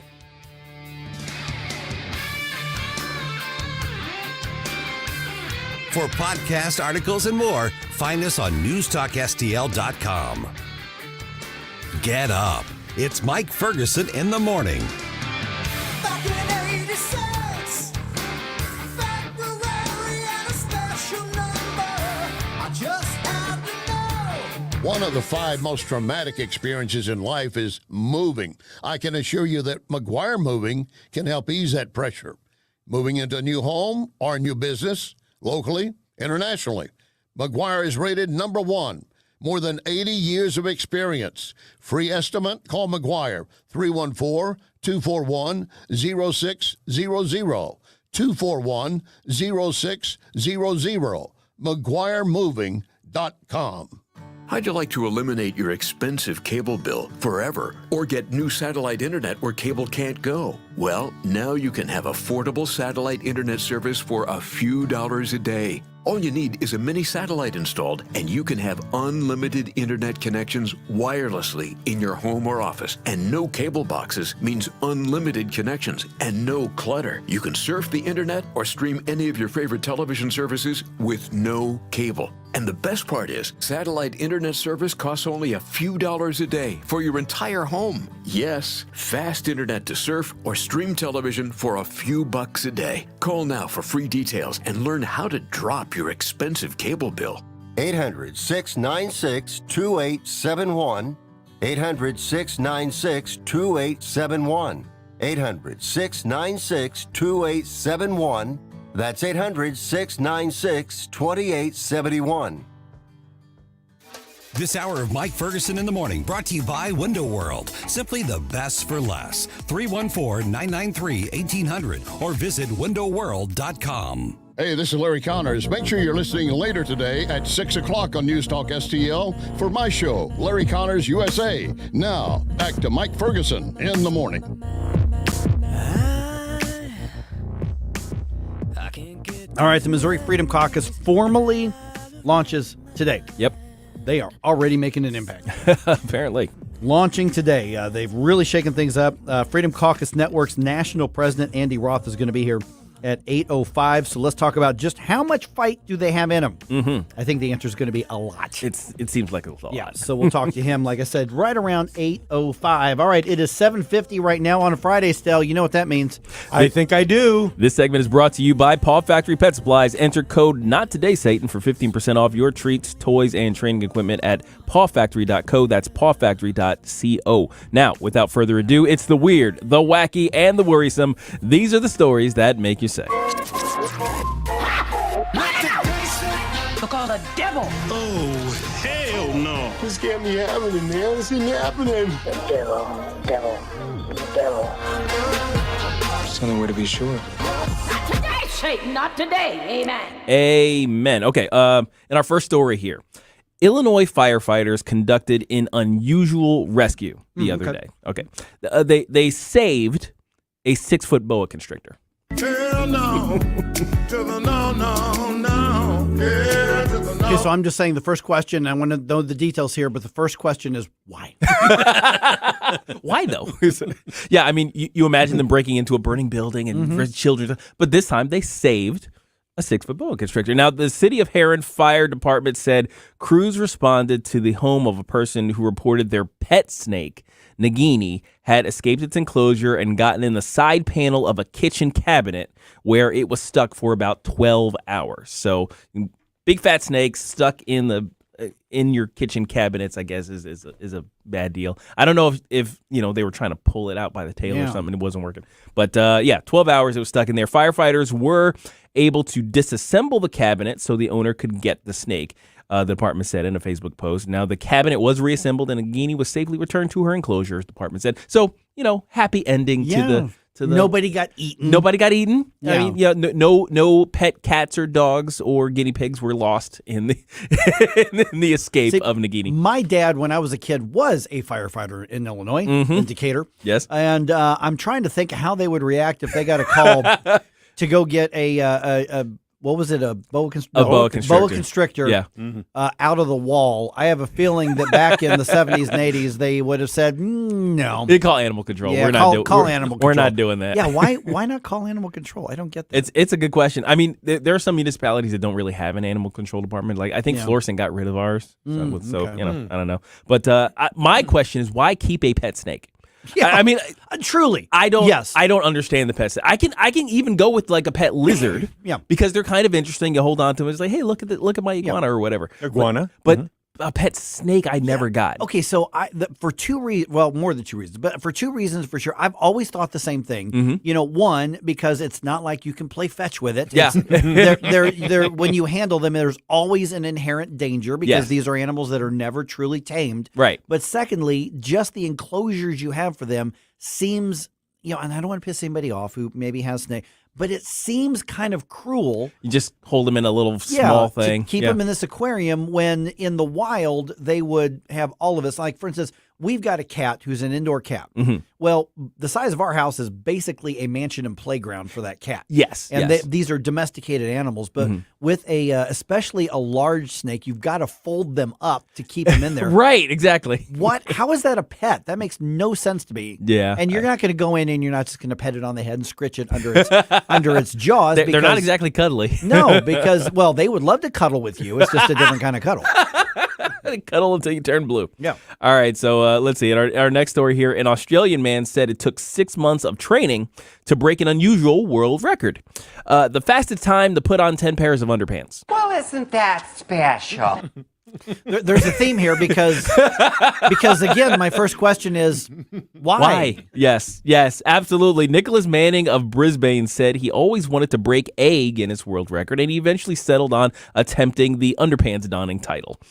So Manning said it took him 6 months of practice to develop and refine his technique. That is a fine use of your life's the short time you have on this planet. Way to go, dude. He successfully broke the record with a time of 13.03 seconds. They down to the 100th of a second. And I again, like you, I had the one question: why? Yeah. Putting on under like 10 pairs, and there was video. There was video on this story of him. I'll take your word for it. He would take a step forward into stepping into the because they were all arranged in this nice little row. Take a step forward into the underpants, and boom, and they just pull him up his legs and kind of do that little back and forth thing motion to get him around his hips, and then he'd step into the next one. And he had this low stance like he was an athlete. I was kind of amazed at the stupidity. Can I just point out that yes, you get the plaque on your wall for the Guinness World Record. So here's the good news: is you can try to take your date home and say I'm a world record holder, and she goes, "Oh, really? For what?" And then she leaves. Wait a minute! Don't give the Olympic Committee any idea. Oh, gosh. It's a new game for 2026. All right. Wildlife officials in our last story in Queensland, Australia, are investigating a report of a large crocodile that jumped out of the water and into a fisherman's boat. No! God, please, no! No! This story is kind of wild here. Okay, Senior Wildlife Officer Jane Burns relayed the story in a news release that the man had been fishing around 4 hours when he saw a large crocodile approaching him. The crocodile then swam underneath his boat before turning and launching itself up and into the vessel with its jaws wide open. Whoa! I could. It sounds like a scene from a movie, Yes, right? it It's does. another Olympic sport. It's another Olympic sport. Yeah, crocodile dodging. That's a dinosaur. It is a dinosaur. Now, Burns said the angler jumped over the crocodile. He jumped over the crocodile to haul in his anchor, and the reptile fell back into the water when it attempted to pivot its body to grab it. And it bent the rail of the metal boat as it fell into the water. That is not normal behavior. That is not normal behavior. Could you imagine being in that situation? Now, wow. When it comes to a modern-day dinosaur trying to turn me into a swampland Uber driver, you know what I'm saying. Look on the devil. Oh, hell no. This can't be happening, man. This isn't happening. Devil. There's only way to be sure. Not today, Satan. Not today. Amen. Amen. Okay, so the news around the area in St. Louis here as we head into an information segment is obviously this is the Freedom Caucus launch that's happening today in St. Charles. Yes. And Camelia Peterson from Americans for Prosperity is pointing out that this is going to, well, it's not going to, it's already having an effect on what's happening in the Missouri legislature. We know what the media is saying about the Freedom Caucus. That's nothing new. So the question then comes down to what's going to get done, because the question about how much fight do they have in them, they got fight in them. Yeah. That's going to happen. So where do we go from here with that? So, Now I'm wondering if, a lot of the moderate Republicans are feeling like that guy in the boat, about the Freedom Caucus I saw them out in the distance and then they swam under and they jumped out of the boat with their mouths wide open. I was scared crapless. Yeah. So that seems like what happened here in Moleg. Yeah, so here's what's happening is that there's obviously the Congressional Freedom Caucus, which was founded. This isn't a new thing. I mean, Ron DeSantis was one of the founders of that when he was in the House. And so this has been around for a long time. And now they've said, you know what? We need these voices in all the different states. And so now Missouri is the 11th state to have a Freedom Caucus. And, of course, a big launch day, Congressman Eric Burleson is going to be speaking at that event. And, Bill Eigel's going to be there. Nick Shore is going to be there. Tim Jones is now, I forgot what his title is. I think it's coordinator or something like that. But he's involved in this as well. Oh, yes. We got all the major players in place. Yeah. So let's see if we can do something. And the Freedom Caucus Network's national president, Andy Roth, going to be with us at 8:05. You got some questions? Let me know. You can call us. You can also send them to us on social media here on 1019 94.1 News Talk STL.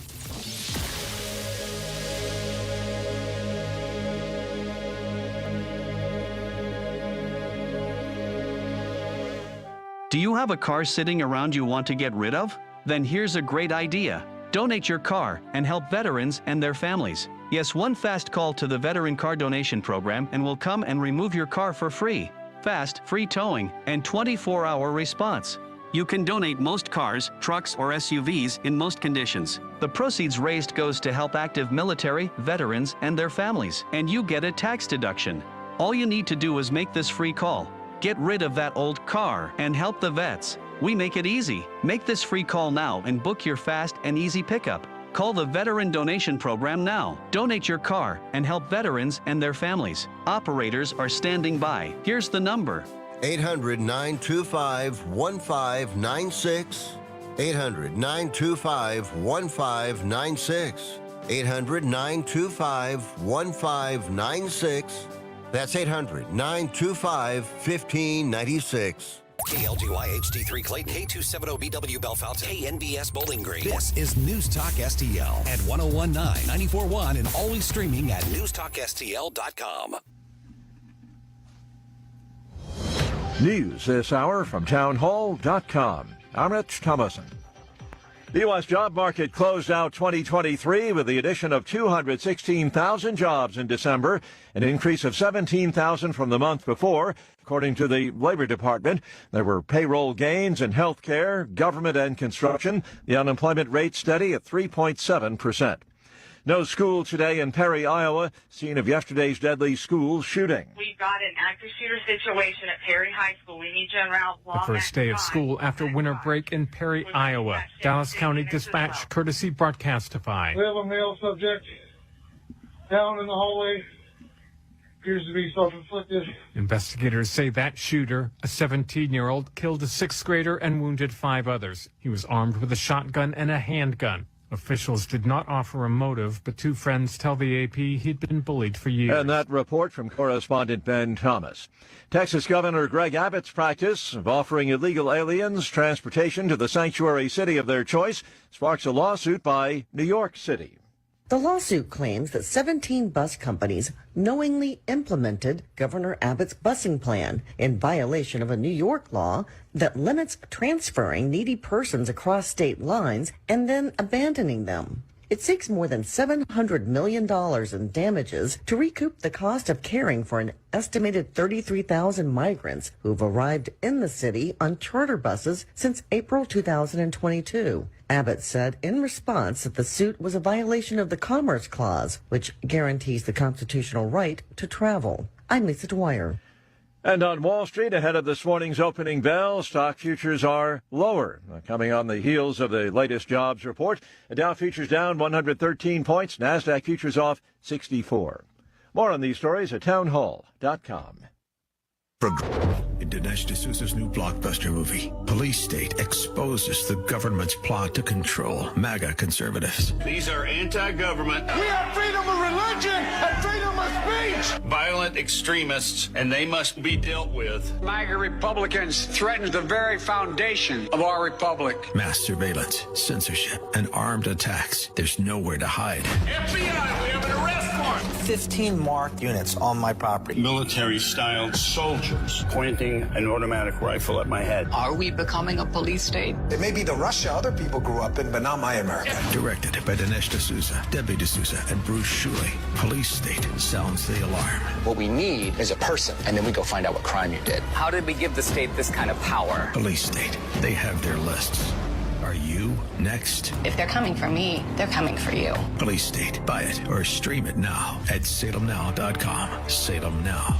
From the Michaels Flooring Outlet Weather Center. Dry for the morning and the afternoon, but watching for a few snow showers this evening and tonight. Highest chances around St. Louis between 7 p.m. and midnight. But temperatures are above freezing during that time, so just some wet pavement, minimal travel impact. In the meantime, cloud cover on the increase today, a high of 43. Saturday, an occasional sprinkle or flurry passing through, up to about 42 in the afternoon. Sunday's dry and partly cloudy, up to 44. Still on track for rain changing to snow Monday evening into Tuesday of next week.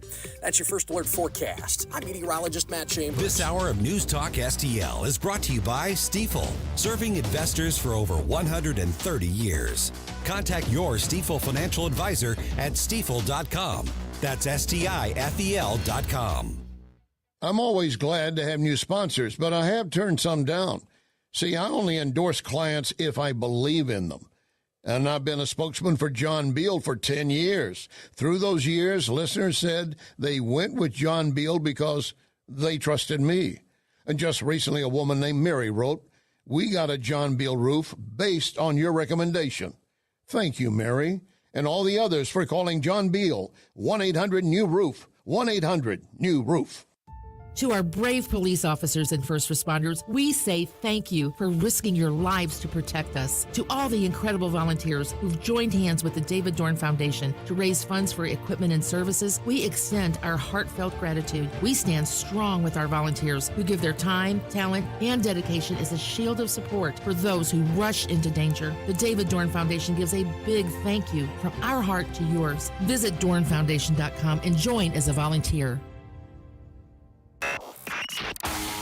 Mike Ferguson. We the people. Gabe Pfeiffer. It's not rocket science. Rocket science. Get up! Get up! Can't you hear the alarm? Get up! Get up! Mike Ferguson in the morning on News Talk STL.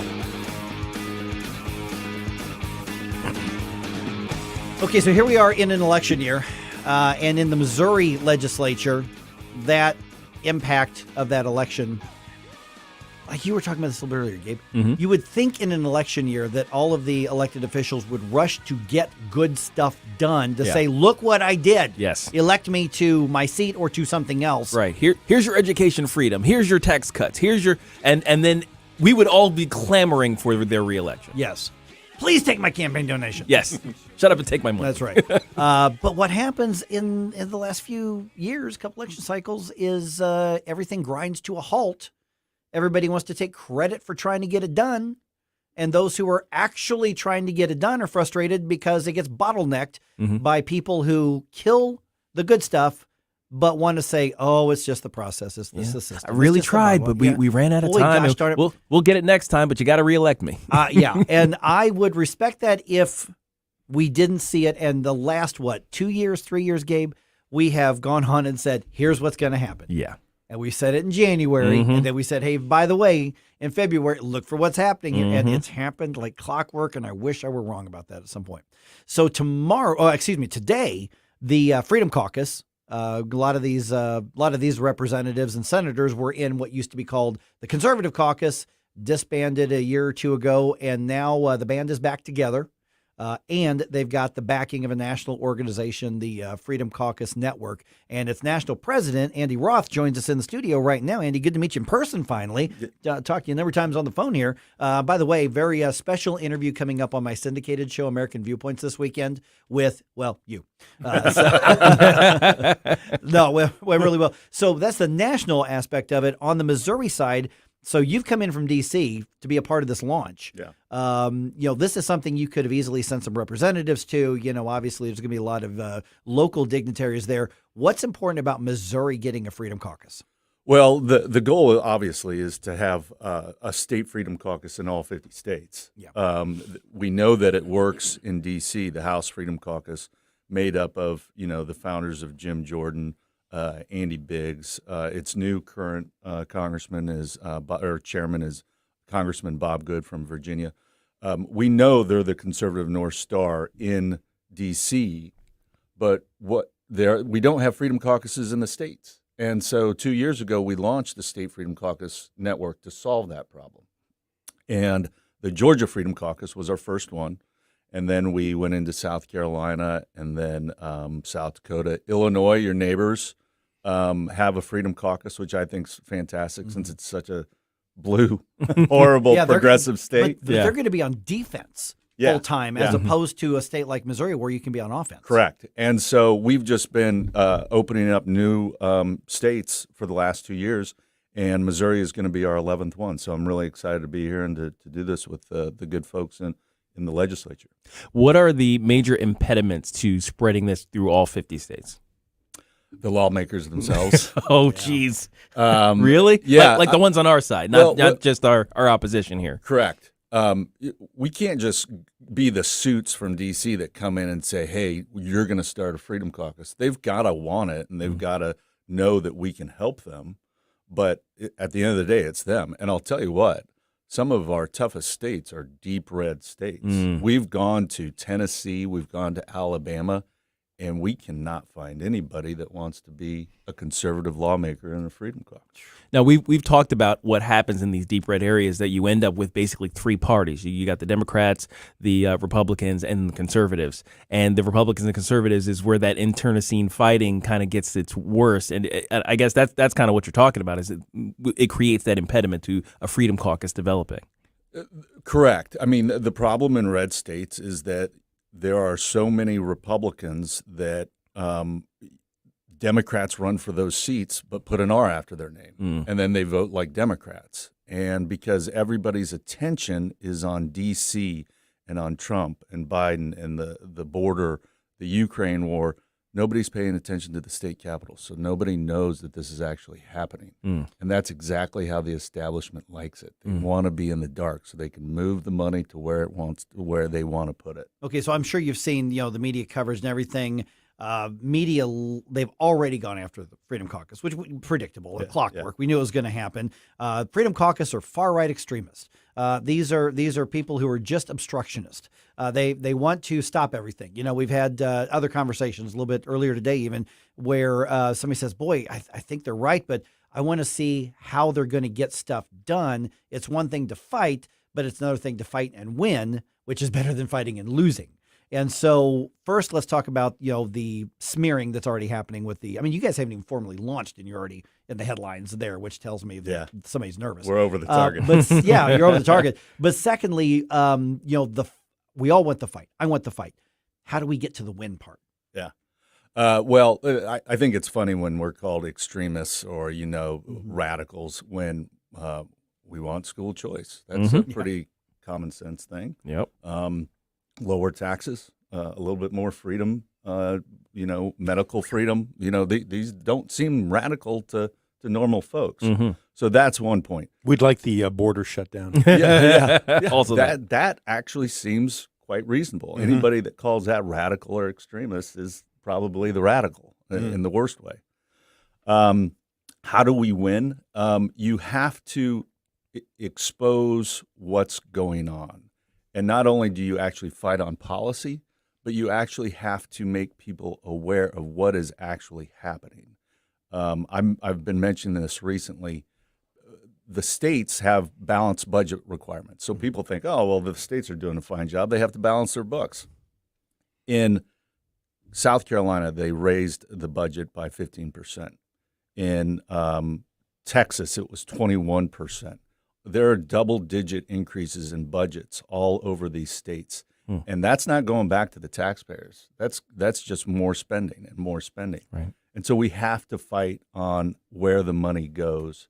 And that's where we have to be loud and noisy and make people aware of what's going on. Okay, so question just came in on Rumble here, and it says, okay, I'm not a person that has tons of money to give to people. In what way can somebody like me help or get involved in this? Is this strictly a legislative thing, or is this something that the non-elected lay people can be involved with as well? That's a great question. The establishment has all the money they need. The governor works 365 days out of the year.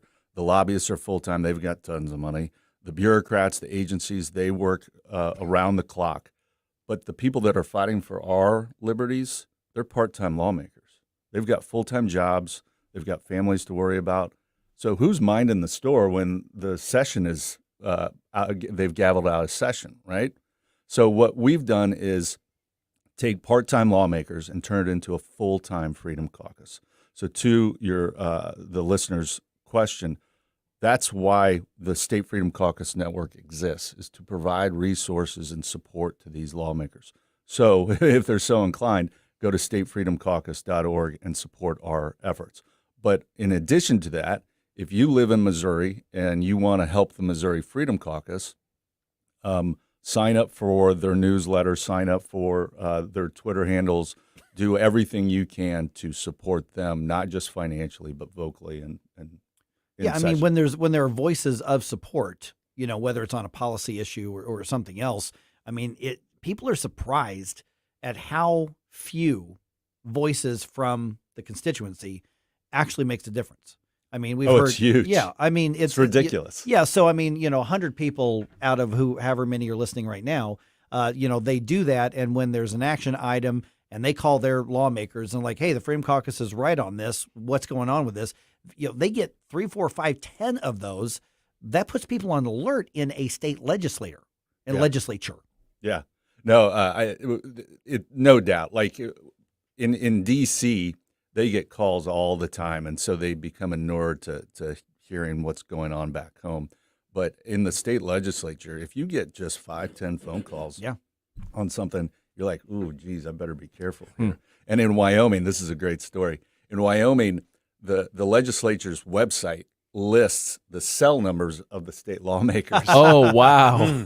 And when the Wyoming speaker blocked school choice, banning transgender surgeries on minors and pornography in classrooms, when he unilaterally blocked all of that. All of the bills that would. Yeah. So he blocked the bills that were going to do the right thing. Right. Okay. He's a bad speaker who blocked good bills. Yeah. Mm-hmm.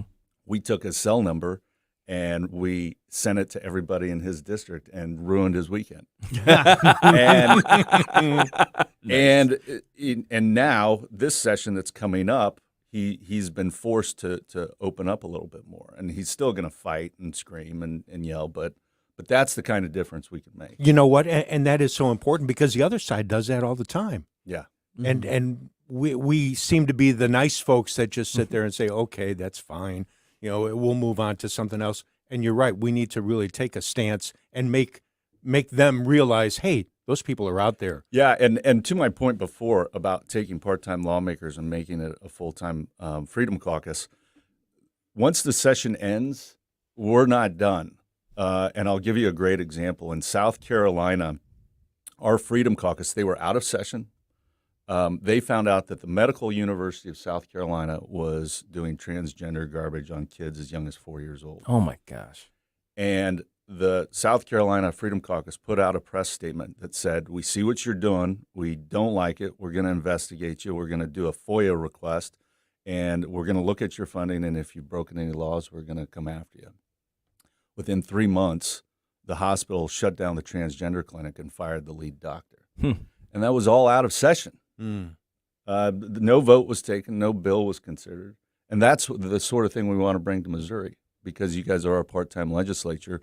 Who's minding the establishment? Who's watching them when you're not in session? That's what we want to do. Okay, so is you're starting with 10, 11 lawmakers, current lawmakers. Correct. I think we're actually up to 17 now. Okay, I was about to say because I know there are more than that who are aligned. So what's the growth opportunity? Because obviously, if you're going to have a caucus, you got to have numbers to have leverage. You're right. Yeah. Well, the fun thing is that it's bicameral, right? Right. But some of our states are all just state house members. But what's really cool about Missouri is that your state senators apparently have enormous unilateral power as an individual lawmaker. Yep. More so than any other state senate in the country, as I'm aware of. So that's wonderful. But your house is also very large by number. So I think the growth potential for a Missouri Freedom Caucus is going to occur in the House, mainly organically. But then who knows about the elections? In Louisiana, we launched down there with 9 earlier this year, or I guess it's last year now. We launched early last year. They did such a wonderful job, and they're one of those goofy states that have elections in the off years. They had elections in the fall. They endorsed like 30 people. Ended up winning like 20 of them. And the Louisiana Freedom Caucus more than doubled from 9 to like 21, 22. Okay, so if somebody wants to be in the Freedom Caucus, they're elected official, do they just raise their hand and say, put my name on the list, love to get on the momentum, or is this something that they are vetted before they're part of the group? Yeah, the Missouri Freedom Caucus members themselves decide whether they want to bring somebody in or not. And there is a vetting process. You can't just say, I want to be on the team. You have to be a committed conservative who's willing to work as a team to fight for good policy. So it's entirely up to the Missouri Freedom Caucus. Now, we've talked about the impediment that is a lot of the leadership. It's particularly in Missouri, our leadership for some reason. The bad guys in the situation. They're the ones who hold up all of the legislation. They're the ones who bury things in committees and run out the clock on a lot of good, positive, I like to call red things, right? All the conservative things that we want to do. So my question always becomes, well, how did they get into leadership? How do we and then of course what's the means by which we uproot them out of that position so that we can get real Freedom Caucus people in those positions? So I'm going to give you a counterintuitive answer to that, because if you look, leadership is elected by the members. Right. Yeah. And so all you have to do is look at the members to come to the realization that you've got Democrats and a lot of rhinos, so it's obvious that the leader is going to be represented out of them. You would think that the way to get good leadership is to elect more conservatives and to just overwhelm things. That can be done. That's very expensive, and it requires years and years and years for that to happen. What I would argue, though, is that if you have a well-functioning Missouri Freedom Caucus that is large enough to block things, they are the de facto leaders. And this is how the House Freedom Caucus works in D.C. McCarthy wasn't telling the House Freedom Caucus to do this or that. The House Freedom Caucus was telling McCarthy what to do. And they said, we're not going to elect you a speaker until you agree to some of the things that we want. That is, I believe, the way to win in Missouri, is for a Missouri Freedom Caucus to be the de facto gatekeeper that says, we'll let school choice come through, but if you're trying to raise taxes or increase the budget by double digits, that's not going to happen. Okay, so people learn more where, obviously, a big event, events today to formally launch the caucus, but people learn more, they do what? Yeah, go to statefreedomcaucus.org. That's our main website. We've got a map of the country on there. So obviously, if you're in Missouri, you can see all of the members of the Missouri Freedom Caucus. If you're in Illinois, you can see who the members of the Illinois Freedom Caucus are. And you can pray for them. Yeah. But if anybody listening has relatives in other states, you can see whether they have a Freedom Caucus or not. If they don't have one, they need to call their state lawmaker and encourage them to reach out to us. You can also find me on Twitter. My handle is @AndyRoth, and I do most of my public stuff on there. All right, great. All Andy, right. man, this has been fun. Appreciate it. Best Yeah. of luck, with the Thanks. event and the launch today. I'm going to be curious to see who the additional members are who I didn't know about, who are joining as well. I think this can probably be a big launch and kickoff today. Yeah, I'm excited for it. It's going to be fun. Awesome. All right, 314-912-1019. Got some thoughts on this? Let us know right here on 1019 and 94.1 News Talk STL.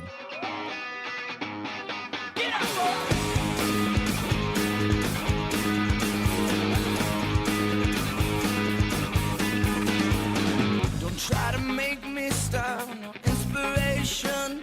You have a soul so dark, it is no more. And all at once depart, no destination. You're making cold my heart to fight your war. Stop it right now. Watch us on our live stream using Rumble, Facebook, and Twitter. Get up. It's Mike Ferguson in the morning.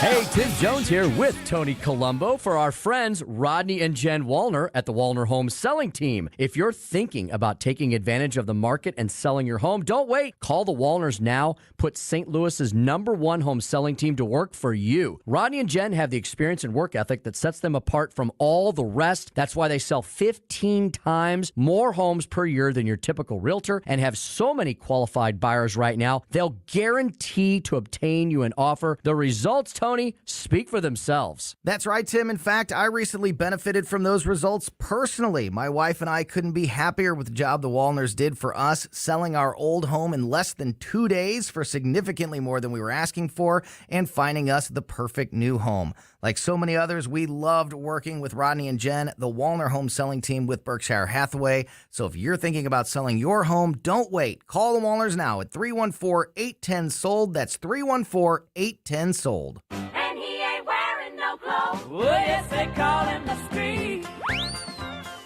Hi, this is Ron Clutho. Join me for Groovy Grooves every Saturday to hear songs like this and memories that will take you back to a groovier place and time. Be sure to check out the playlist at newstalkstl.com for more Groovy Grooves. Oh, yes, they call him the street. And now for something completely different. I am stuck on Band-Aid, 'cause Band-Aid stuck on me.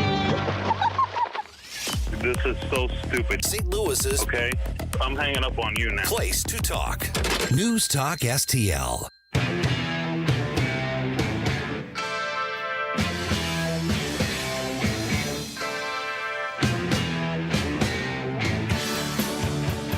Hey everybody, it's Rob Carter. Join me on Sunday nights as I challenge our politicians, expose the political press, and analyze pop culture.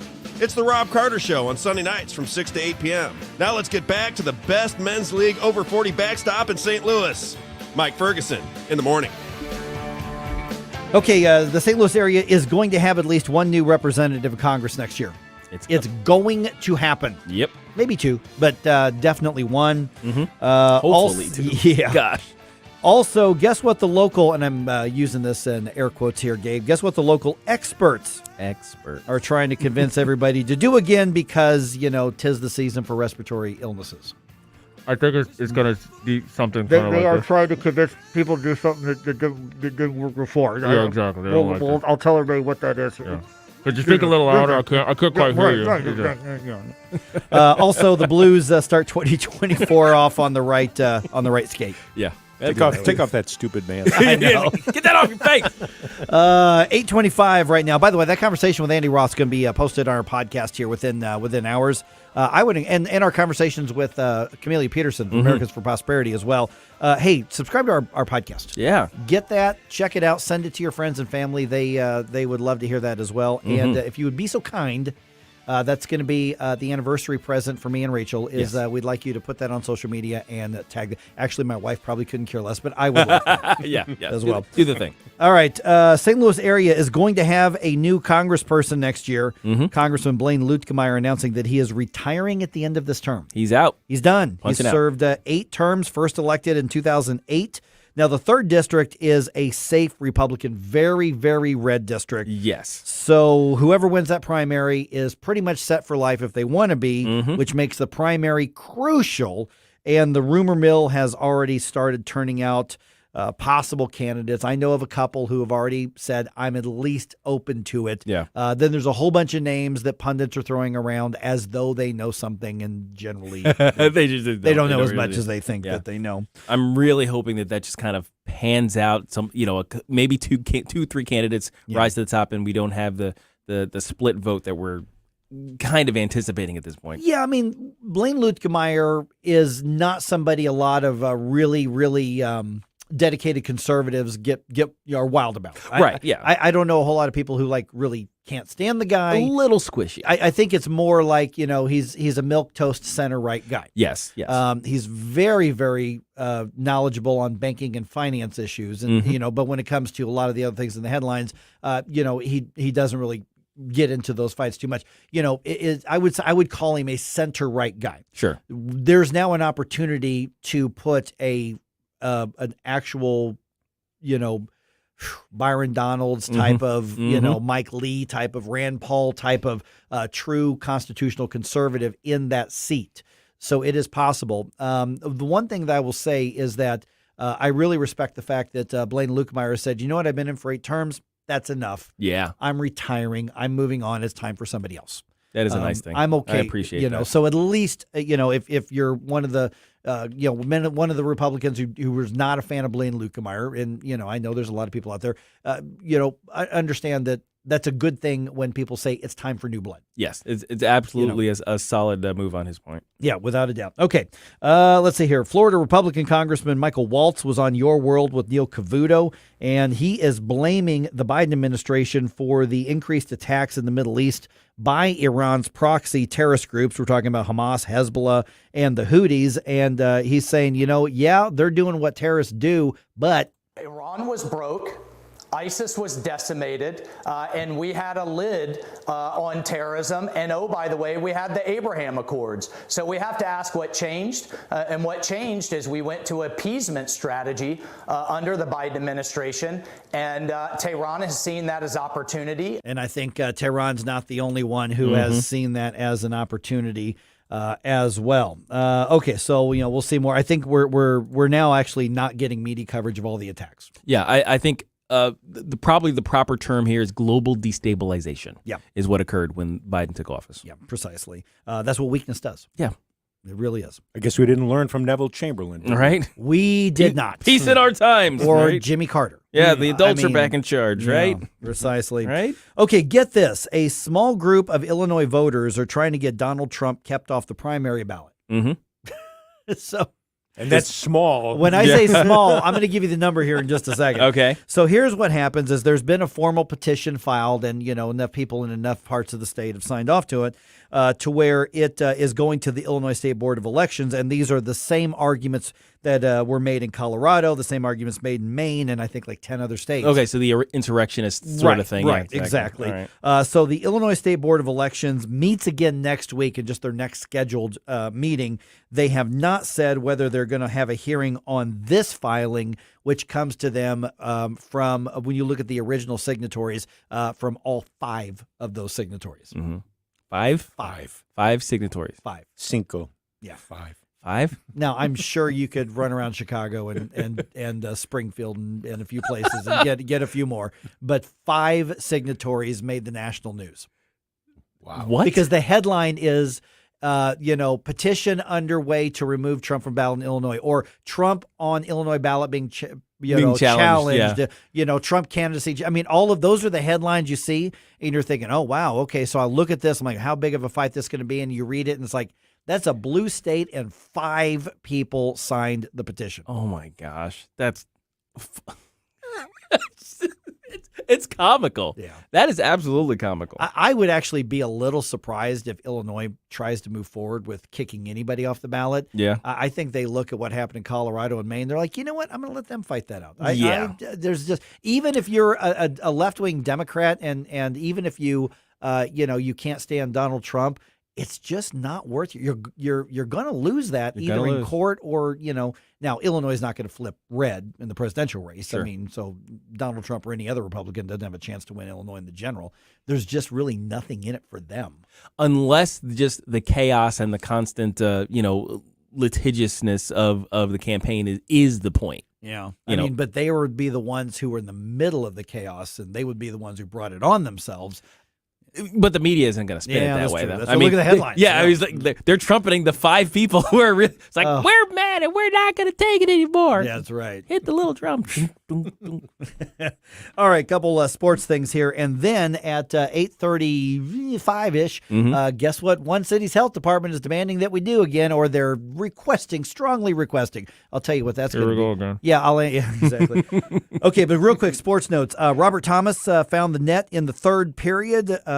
Did you see the goal, Stell? I did not. Up the corner. Oh, up where he hit it, man. grandma hides the cookies. Yep, That's right. Exactly. Love it. That Mama keeps was the peanut butter. about 8 minutes into the third period, and that gave the Blues a 2-1 win over the Canucks at the Enterprise Center last night, which is a big win. You were talking about this. Big win. Yes, indeed. Mm-hmm. Jordan Bennington had 25 saves. Oh, Benny. Oh, my goodness. Including a crucial one where they had a breakaway, and it was a one-on-one, and he stopped it. That was massive. Man. Massive save. Back in the day, Mike Shannon would have said, that's a momentum changer right there. That's a momentum changer. Oh, yeah, because it was a turnover. It was a breakaway. Yeah, absolutely. By the way, Robert Thomas named to his first All-Star game for his career. Okay. Good for him. Good Battle Hawks have a big day today. Yeah. They when it comes to 2024 roster, the new UFL is holding a draft today, and Coach Beck was telling us about this yesterday. Basically, all the players on the teams that did not make the cut to get into the new league, they're now up in the draft. Right. So every team, Battlehawks included, they can pick up to 20 players from that draft today. And today's also the day they have to tell the new UFL which players they want to protect and keep on the Battlehawks. Right. So big day for the rosters on the Battlehawks today. So you can look up the Battlehawks and find them and keep up to date on that. All right, just ahead here. You know what? That Battlehawk does not wear a mask. It does not. That's right. Should you? A health department in the area is saying, we strongly urge you to do it. I think it's the next step in trying to force it again. But you tell me what you think. We'll talk about that just ahead.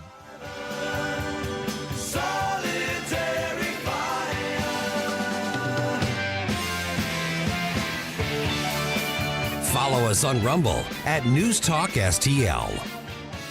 Mike Ferguson in the morning.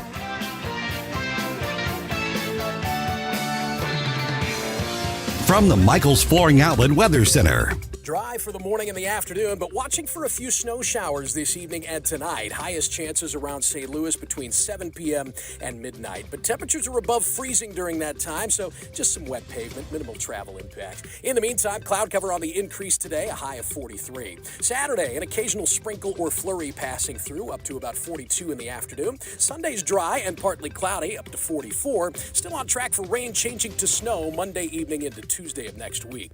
That's your First Alert forecast. I'm meteorologist Matt Chambers. Fox News commentary. Killers of the Flower Moon actress Lily Gladstone has a special pronoun preference that she uses to decolonize her gender. Here we go again. I'm Tommy Lahren. More next.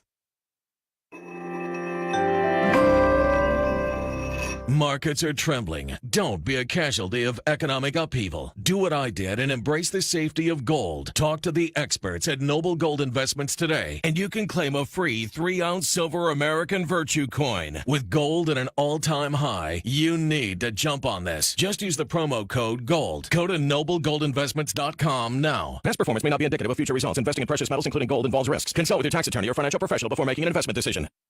So the Flower Moon actress Lily Gladstone is taking a brave stand against pronouns. In an interview with People, she explained that despite quite clearly being a she/her, she is comfortable going by both she and they. Gladstone explained that many indigenous languages don't have gendered pronouns and feels that using she/they is a way for her to decolonize gender for herself. I think you get extra points in liberal land when you can somehow find a way to mention both racism and pronoun oppression in one breath. It's really quite something, and also totally and completely useless at the same time. Imagine starring in a blockbuster film alongside Leonardo DiCaprio, and the most interesting and headline-worthy part of your exclusive interview being your pronoun preferences. I'm Tommy Lahren, and you can watch my show Tommy Lahren is Fearless at Outkick.com.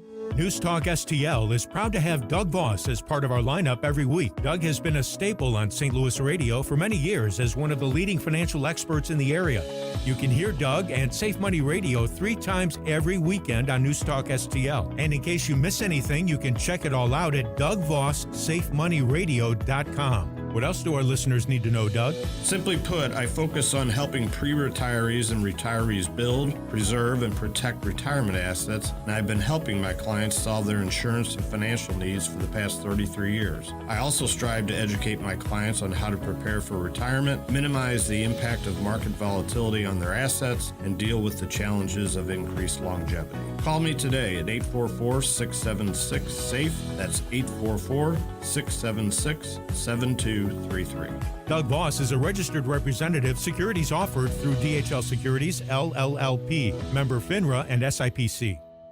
Hey, Tony Colombo here for Gutter Pros. When Christine and I bought our new house, we knew the gutters were an issue, and after meeting the Gutter Pros team, we knew that they were right for us. Gutter Pros is your all-in-one gutter service team that offers a variety of affordable solutions, and they even offer free estimates, so there's no cost to you to find out if they are right for your home, just like they were for ours. If you're having a problem with your gutters, contact the Gutter Pros now, because with Gutter Pros, water goes where they tell it to. Call them at 314-656-7195 or visit gutterpros.com. Free speech is alive and well in America. Thanks for taking my call. Right here. My point about the governor there, it is absolutely about power. I read this, I almost fell out of my chair. News Talk STL. This thing is just absolutely dripping with iron. News, analysis, opinion. Hey, this is Larry Connors. Make sure you're listening later today at 6 o'clock on News Talk STL for my show, Larry Connors USA. Now, back to Mike Ferguson in the morning. Okay, in just a second here, I'm going to start with the I told you so. All right, we're gonna have that conversation because we told you so. Yeah. All right, just ahead here, and this is literally something that just came to our attention like a minute ago. Yeah, seriously. If you've got an iPhone, get it ready. I want you to look up something, and we'll tell you about that in, about 11 minutes or so? 11 or 12 minutes or so. They have made a change to part of your iPhone that is left-wing woke nonsense. And I bet you did not notice it. Did not know it at all. I didn't know it until you told me about it, Stel. But if you've got an iPhone, it's probably on there. So get it out and get ready to check something at 8:50, okay? All right, it's 8:38 right now. I'm Mike Ferguson. Got Gabe here, got Stel here. Okay, so we told you so. The city of St. Louis's health department putting out a statement saying they, using their words, Gabe, strongly urging everybody to wear masks because it's flu and cold season. I told you. What did I tell you? Didn't I tell you? 'Cause I told you. And when did I tell you? A long time ago. And what did I say will happen when I told you? Exactly what just happened. Yeah, okay, so I strongly urge them to shut the F up. That's How about that? How about that? And that's been the response to the news articles on social media. Good. You know, they get posted, and people are like, "No, screw you." Yeah, you know, all this exactly. or what? You know, now this is not a mandate; it's not an order, right? But Stel, you were saying, and not in the city of St. Louis, but there are some. What's going to probably happen is they're putting out the notice. We strongly recommend, etc. And so, you know, the hippie left-wing businesses, or even others who are just afraid of running afoul of City Hall, they may start like doing it in their businesses, and so then we got to deal with the market reaction to it. My guess is that this is the next step in trying to bring back these mandates. Oh, yeah. Now, those were illegal in the state of Missouri, but that hasn't stopped them before. Right. Let me also. They'd rather go to court. Right. Oh yeah, and take a long time, and so Mm-hmm. I guarantee you, Sam Page is watching how this unfolds Oh, heck. because they've already put out a very soft spoken. We encourage it, but this is a much stronger worded statement they put out. Okay, so here's the thing. Is when you look at the news articles and basically the local media when it comes to these health departments, they're essentially bootlicking lapdogs Oh, absolutely. for them because they're parroting out what the health departments are saying. It's like infections are up X percent, 30%, et cetera, percent. Yeah. Instead of what are the actual numbers? Now, keep in mind, this is respiratory season. Yes. Respiratory virus season. Cold and flu season. Cold flu season. Okay. And according to the COVID numbers, I had to dig around a little bit this morning. Do you know what the actual rate, not the percentage, but the rate of people who have active cases right now? What's that? 15 for every 100,000. Oh, jeez. Okay. Okay. So what that means in the city of St. Louis, they have less than 300,000 people, which means that there are about 50 people. Now, I'm sure there are more. I mean, COVID's going around, colds, there are more. Well, sure. But there's a lot of people who are like, I'm a little stuffed up today, and it's actually, COVID. Right. So, but literally, that's the numerical breakdown, but that's up 30-some% over the last week. Oh, noes. Right. I'm not great at math, but that's a drop in the bucket. I think Gabe would probably agree. Yes, that is absolutely. one little drop of snot off your nose because it's cold and flu. It is an infinitesimal number. It is, how do they say, statistically insignificant. Right. Like if you were to just look at the numbers, you say, okay, and you stop here because it's a rounding error. You know what I mean? Yeah. It's like you stop at 2 decimal places. Let's even say that number was cases, but let's even say that's a number of hospitalizations. Oh yeah, sure. 45 to 50 in a city of almost 300,000. Yeah. Now, okay, so you have that many people with sports injuries at any given time. you said 15 per 100,000. 15, like 15.2 or something like that. 15 per 100,000 people. Okay, so that I think works out to 0.015%. 0.015, like not 1%. Right. 0.015%. So like a tenth of 1%. A hundredth. A hundredth of 1%. Yeah. Like, what? So why are we talking about this? And the thing is that we warned that this was going to happen. Yeah, we did. That, listen. And we said, listen, the COVID virus ran through the country. The first version of it, I can personally attest, was awful. Sure, yeah. After that, it does what viruses do, and it's basically a cold for 99.9% of people out there. There are people who have additional risk factors, and the flu is a threat. The cold is a threat. Right. RSV is a threat. Right. Anything's a threat for a few tiny numbers.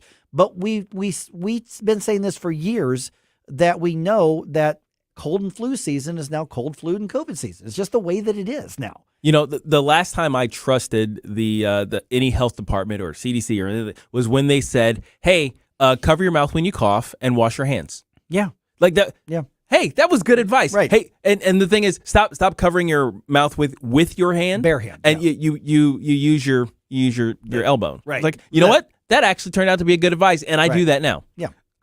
That's where it ended. Precisely. After that, they started talking about this, that, and the other thing. It's like none of that is good advice, and I know this. We all know it. And that suggestion was maybe decades ago. It was decades ago. But here's the other thing: is that my mom told me to wash my hands when I was 4. Now, the other part of this that you talk about, trusting the health department people, experts, right? These are now political activists. That's all that a health department is. It is a taxpayer fund political activist organization. That's all it is. That's why I call them the white coat mafia. Right. And so we now, if they truly were the experts and they truly just said this is data driven, which is what they claim in their statement. That's what they're trying to say. Okay, we know through the compilation of hundreds of studies and data points now worldwide that masks at best do nothing. Mhm. That's the best case scenario. The best case scenario. The best case scenario is all that a mask does is cover up part of the face of an ugly person. That's it. That there actually was a study about attractiveness and mask wearing. Yeah. There was. So you're right. Literally. And so the question you have to ask is, why is it that they keep coming back to this completely debunked position? Compliance. Yeah. Do what I tell you to do. Okay, so in the last couple of minutes we got here before the next information segment, and then I want you to have your iPhone ready, everybody. Yeah. Mhm. I'm telling you, we did this and I almost fell off my chair in that last I was break not that we just expecting had. this. There is leftism that's being put into your iPhone. It's probably already there. Get your iPhone ready. Okay, when you see people who buy into the fear-mongering, Mhm. your business that you like to go to, your church, whatever the case is, and they say, we'd really like you to wear a mask to be here. How do you deal with it? Be ready. You have and look, if they're ignorant, try to educate them. If they are strident, try not to punch them in the face, but let them know. Yeah. The bottom line is that do not be compliant and worry about their feelings now. Yeah. Do not comply. Don't. We have to keep the pushback going, and let them know that not only are you wrong, your position is either stupid or intellectually dishonest, and I think less of you for trying to push this on me. I don't care what their feelings are. Make it culturally unacceptable. Great way to put it. Okay, get your iPhones ready, folks. Get your iPhones out. You are going to be surprised about what we are about to show you on your iPhone. Just ahead here on 101.9 94.1 News Talk STL.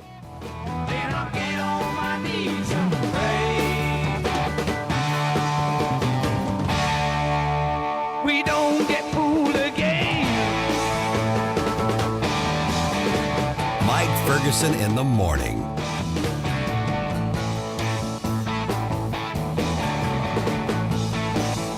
Tony Colombo here, reminding you to visit my friends at Bluff City Outdoors in Alton before your next trip into the great outdoors. For decades, Bluff City Outdoors has covered all the needs for area fishermen, and they'll always have all the best bait, tackle, and gear for your next trip on the water. And now they cover all your bow hunting needs, including their state-of-the-art indoor archery range and techno hunt system, open every day for you to come shoot, or you can join a league. Follow Bluff City Outdoors on Facebook and learn more at bluffcityoutdoors.com. Tim Jones and Chris Arps in the afternoon. Patrick Hedger, Executive Director of the Taxpayer Protection Alliance Foundation. The problem is that technology is just not ready for prime time yet. These electric cars don't work when it's cold out, so that whole, not rain nor sleet nor snow is going to stop us. Has just gone right out the window. Cold weather is going to stop the Postal Service and their electric trucks. Tim Jones and Chris Arps, weekdays at 4 on News Talk STL. Getting a new floor for your home can be intimidating and a little scary, but that's not the case when you go to Michael's Flooring Outlet. Katie here, and my mom and dad used Michael's, and they had a great experience. They've been a locally owned and operated family business for more than 30 years. You want variety?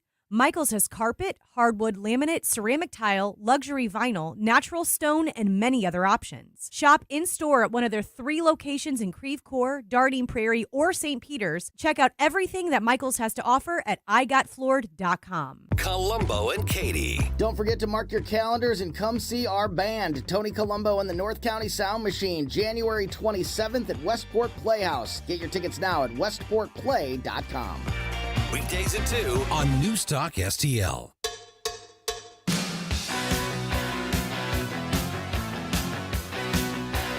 Dan Bongino here. Keep it on News Talk STL because my show starts at 11 a.m. Right now, it's back to Mike Ferguson in the morning.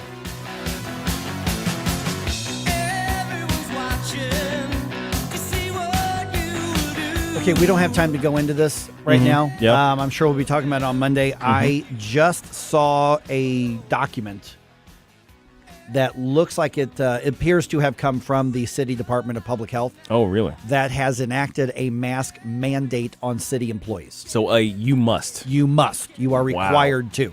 Now, I just saw the document. That I did see it secondhand. Sure looks real. So I have a feeling this is going to come up on Monday. Oh, man. Yeah. That's There got to it be is. new. Yeah. It looks like that's brand new. new. Yeah. So check it out for yourself. If Here we I'm go. wrong, I'll own up to it on Monday, but I don't think I am. Okay, it's 8:49 right now. I'm Mike Ferguson. Got Gabe Pfeiffer here. Got Sal Ponticus here. Okay, so let me tell you a little story that it goes all the way back in history to about 12 minutes ago. Way back. Way back. Yeah, way yeah, back. yeah. Now, to preface this, though, I'm not kidding. Unless you're driving, pick up your iPhone if you have an iPhone. Yes. Okay, get your iPhone. Mhm. I'm telling you, get it out right Get it now. out. Not kidding. Get it out. Mm-hmm. Okay. Still, somebody pointed this out to you, and then you told me and Gabe were like, what? That does, I did not know. And we both pulled And out we- our phones and checked. It was like, wait a minute. Leftist wokeism has been installed on your phone. Okay, got your iPhone? It's a thing. Click on the contacts. Mm-hmm. Click on the little plus sign where you would add a contact. Add a contact. Okay, so I'm going to give it a second. Contacts, the place where you'd add. Right. So you got the little picture at the top or Right. where you can add, and then you the first name, last name, company. Yep. Add phone, add email, What's right below that? add pronouns. Add pronouns. What? Add pronouns. What? Yes. So I have never seen that before. Okay, now I just clicked it. Like I didn't click on the pronouns before. Yeah. The little plus sign Right. next to the pronouns, and now I do, and it's got the little language choice, and there are three areas where you can insert. It's like, and it has little example sentences so you understand which version of the pronoun you're not supposed to put there. So yesterday she went outside, I went with her, and the idea was hers. Yeah. So she, her, hers, I guess it would be that person's pronouns. So I'm thinking of putting in Master Jedi as one of my pronouns, and That's awesome. I don't know, maybe I don't know. So like I need a Star Trek reference now. So I mean Commander, Yeah. 'cause, something like that. Oh, Starfleet Commander. Hang on. I'm going to look at my wife's. Mm-hmm. Okay, so there's Rachel Ferguson. Mhm. Let me see. While you're doing that, speaking of wives, Kathy was the one who pointed it out to Okay, me. yeah. So she found it. Yeah. Yeah. And I was shocked. I'm thinking about putting in your and Majesty. Yes. Or Highness. Yes, Highness. Yes, Your that's- Highness. Your Highness. That's a pretty good one. I get, and so it says that these are only used on your device. So they're saying it's not going to show up anywhere else, at least not right now. But this is the normalization of this. Mm-hmm. But I am telling you, I guarantee you, for if however many people pulled out their iPhone when I teased it a little bit ago and just talked about it, you're probably as surprised as we are. Yeah. That iPhone put this on. You didn't have an option, dude. They just put it on your phone. It's part of the update. So leftist wokeism is on your iPhone right now. Mm-hmm. And they're going to continue to do this. I mean, and we were just talking about how there's been a significant social backlash against this whole pronoun craziness, the trans stuff. There is a big push against all of these things. I think it's pretty popular now to stand against the trans movement as it's and the crazy gender ideology that goes along with the pronoun game.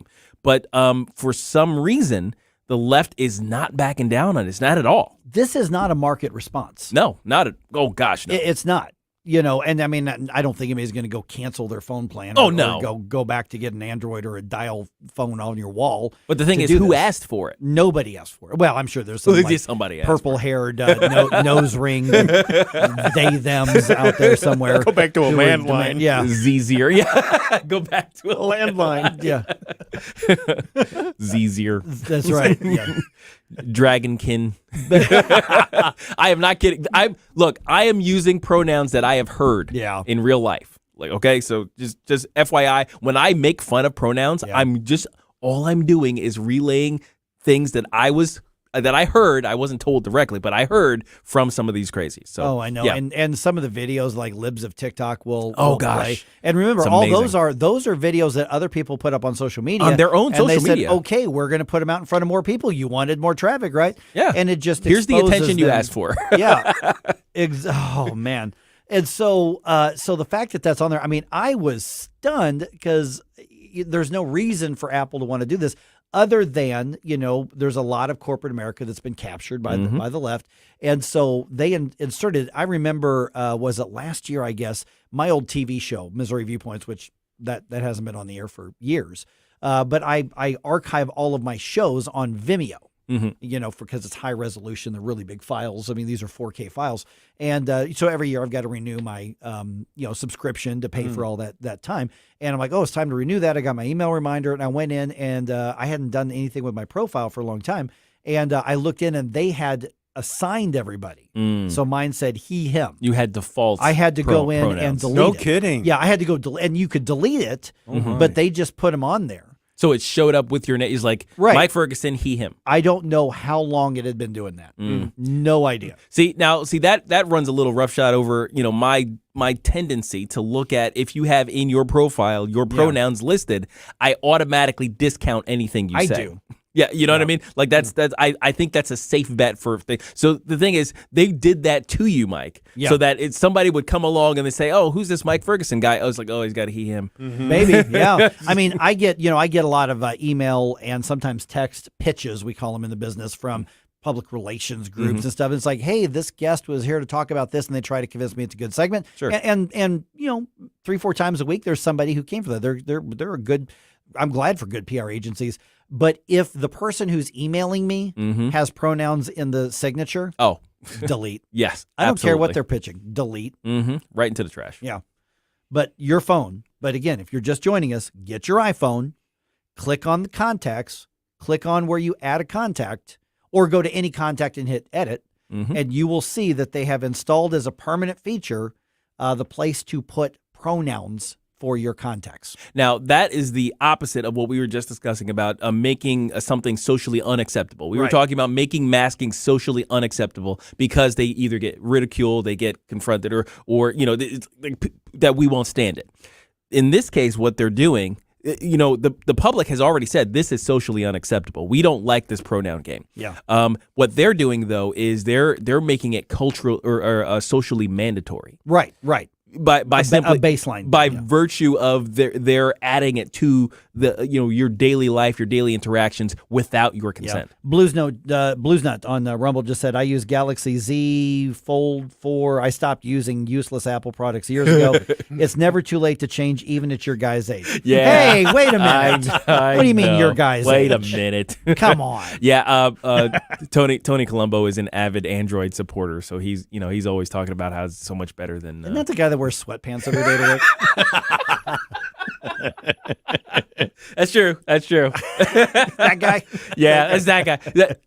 I mean, honestly, I don't. About to get a text. I don't care as much. Honestly, I don't care as much whether you're using Apple or Android or whatever. But I do care that Google and Apple and all these big corporations are trying to push this stuff on us constantly against our will. And they're trying to normalize it. They are losing the cultural battle, so they're going to different battlefields. Yeah. All right, Vic Porcelli coming your way. Have you ever asked him what his pronouns are? I don't know. I'm pretty sure you can't say his pronouns on radio. Have a great weekend, everybody.